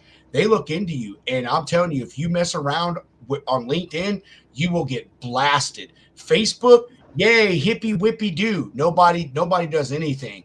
But I'm telling you, on where we're at, if you really want to play the game, you want some knowledge, you want to step your game up, you want to help fight fraud, you want to bring in more revenue, anything that you want to do to grow your business, that is where you need to be. Kick Facebook to the fucking side. I'm saying, dude, fuck those posted loads, man. Get on there and get in contact with some heavy hitters, because if you're the real deal, you will get business fast. That guy Jeff Dickinson that was on earlier, that dude literally built the Ford Motor Company's 4PL in the late 90s and 2000s. You would not know that from him being on our show. The coolest, chillest, most laid back guy, and he worked for the biggest automotive maker in the freaking country. Yep. I mean, dude, there you go. And Hunter and I just fell into chilling with, like, that's what I'm saying. Well, he fucking cares, man. And if John can, or if Jeff can do something for you, he'll find somebody that can. Like, the love gets shared on the LI space, man. It's real. It's real. And X, Hunter has turned me on to their carriers. If you're not on X, particularly in the freight X side of things, there are a ton of carriers out there that are doing some serious business. They're helping people. Shout out to King Spud, Taylor Built, Tex Crowley. Even though you're not a carrier, we know you're in the space. People darting uphill, dude. Yes, thank you. Darting uphill, like Indy Trucker. Yes, there are a ton of people that are out there. Away from just go hashtag Freight X, and you will find all these cats. Get away from Facebook, man. And scammers, again, you may be hearing this and you think you're going to go over there. I'm telling you, Facebook lets you act stupid. On these other spaces, if you're watching, it is not that easy. It isn't. These are people that are serious about this business. There are very large groups of individuals that are watching and sharing information, and not that we're going to put a stop to it, but we are all doing our part to limit your access and the availability for you to fuck us and fuck everybody. Yeah, actually, scammers welcome. Yeah, come on over. Come on. Let us put you on blast. Yes, please. Hey, let us highlight you on our almost 1,200 follower LinkedIn page. Let us put you over to some people that have like 20,000 followers. Like, yes, a buddy please, named Jason Raybon that would love to have a conversation with you. Give you some great advice. Hey, we actually know we could get Mark Wahlberg to give you a call if you want. Hunter, you know what I mean. Wait, come to the celebrity corner, man. Even Mark Wahlberg's in on the double broker thing. If you don't catch the joke, dude, you got to go back and watch our show with Joe Daniel, and you'll understand the what we mean by that. He said, "Oh man, that was the dude that was in the movie industry that was doing like all the voices and stuff, right?" Yes, dude. I remember watching that. Damn, he's best friends with Mark Wahlberg, man. He'll get you on the phone with him in a second. Bro, could you imagine? He didn't like my Louis C.K. comment on the Mount Rushmore of comedians. Could you imagine if you're a double broker and you get a call and you pick it up and it's Mark Wahlberg talking to you? We gotta get Joe back on here, man. Oh my god! All right, we are closing in on the 3-hour mark. I want to go eat some dinner. Hunter, I know you got stuff with your family. JB, we know you ain't doing shit but driving. No, I'm playing. Night riding. I know. JB's just dodged me, man. He just drove straight through Nashville. Didn't even stop to say hello. Oh, no. I'm on, whatchamacallit, 64. I didn't even touch Nashville. You're on 65? Or 65, whichever it is. Oh. No, 64. Yeah, 64 runs straight across. Yeah, that's right. Duh. East, west, north, south. I'm a fucking idiot. Straight across. I don't know about all that now. I just know 40 and 65 and 24. Well, I'll teach you something. All right. Tell them. I know. I'm gonna tell the whole crowd, because there's more to it than you think. When it is an even number, I-70, I-40, they go east to west. If it is an odd number, 65, 35, whatever, it goes north to south. If you get into a major metropolis and you say you go to Atlanta. I can't remember what the loop is. It's what's the loop around Atlanta, JB? I try to forget about Atlanta every chance I The get. loop. There's 85 and 75. No, loop. All right, I'll use like- I'll use DFW's There's 20, example. 440. All right, there you go. If you get on a loop in a major city, if it is an even number, say it's 0 or 2 or 4, whatever, that goes around the city. If the first number is even, if the first number is odd, 475. Thank you, Ryan. I'm pretty sure that's Ryan. Thank you, Ryan. Yeah. If the first number is odd, a 1, a 3, a 5, that goes directly in to the heart of the city. I guarantee you, JB, I bet you can agree with this. Most fucking carriers out there do not even know that. A lot of them don't. All right, JB, do you have any exiting comments, any plugs, any of that stuff before we chop out this piece? Man, to all the carriers out there, build yourselves up, make yourself profitable, make yourself money, and just like the gentleman was saying earlier, you can use that power and that money that you save up to lobby your congressman to do.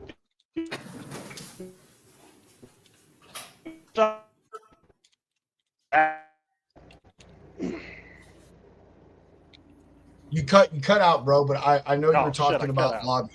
Yeah, you did cut out. You want to repeat it, JB? You're more than welcome. Build yourselves up, as carriers. That way you can build your bankroll up, and then you can use that money as power to lobby people in Congress and help them fight the fight for us. But you have to build yourself up first and get that money out there to lobby your congressman. So keep the shiny side up. JB, just so you know, on your LinkedIn, a gentleman named Ryan Van Brockland, he's going to friend you on there. Super cool guy. He is a broker. Just a really, really great dude. Hunter can second that, man. Really nice guy.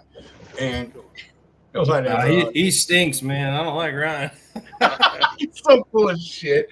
Anyway, Hunter, you got anything you want to say before we do our exiting sponsor break? Yeah, y'all go check out Medium Sized Dogs. Be sure to watch the episode if you have not. Shit. Thanks y'all for being here. Once again, we are bringing down the bad guys, or at least trying. So, appreciate everybody watching. The page is growing as always. Be sure to go follow us on YouTube at The Logistics Lounge. Find us on X at Logistics Lounge. And we'll see y'all next week. Be sure to catch us on Monday with Jeff Dickinson on the Storytelling Chronicles. We will be laying it down. Faux cheesy. Majority of this show has been focused on, or I say the later half of the show has been focused on fraud and scam. I would tell you the one thing that you don't have to worry about getting scammed or dealing with fraud is if you do business with Shoreline Capital. We're talking about people that have come from the banking industry, 2 decades, family owned. You need to get in contact with somebody at 3 o'clock in the morning. You can do that because they are family owned, family operated, and they understand as a small business what it is to be a small business owner. And their objective and their goal is to help you grow. Make sure that when you go and sign up on ShorelineCapital.com, you use reference code LOUNGE365. You will get your first invoice up to $2,500 factored for free.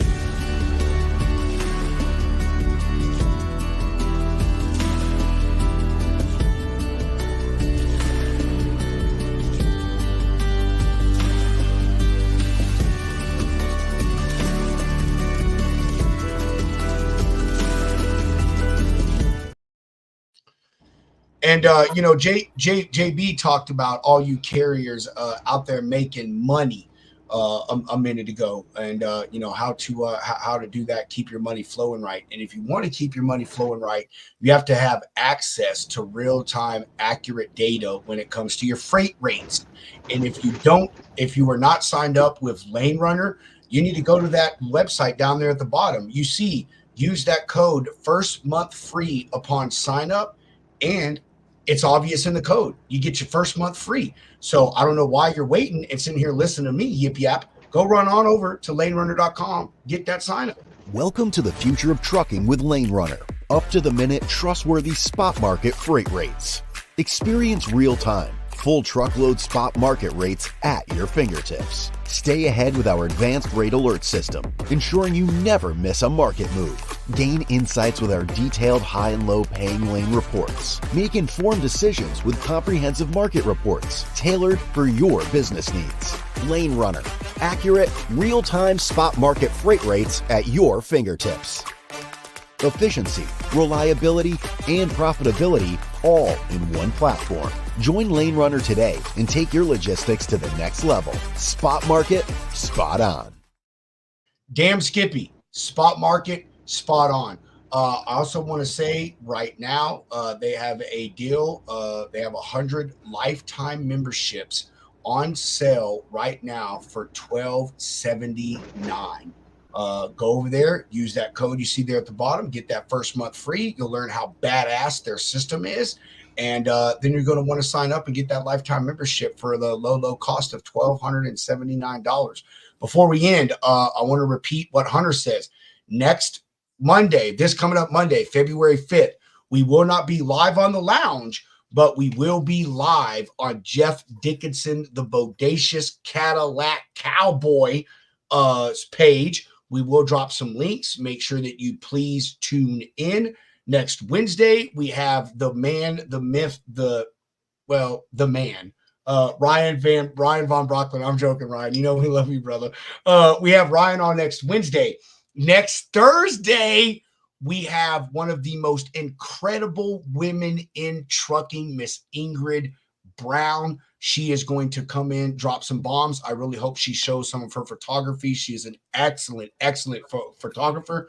And then next Friday, we have Janelle, who is going to talk about money, and how you as a business owner need to learn how to control your expenses and pay yourself first. With that, as we always say, chunk the deuces. Mr. Hound, roll that beautiful bean footage.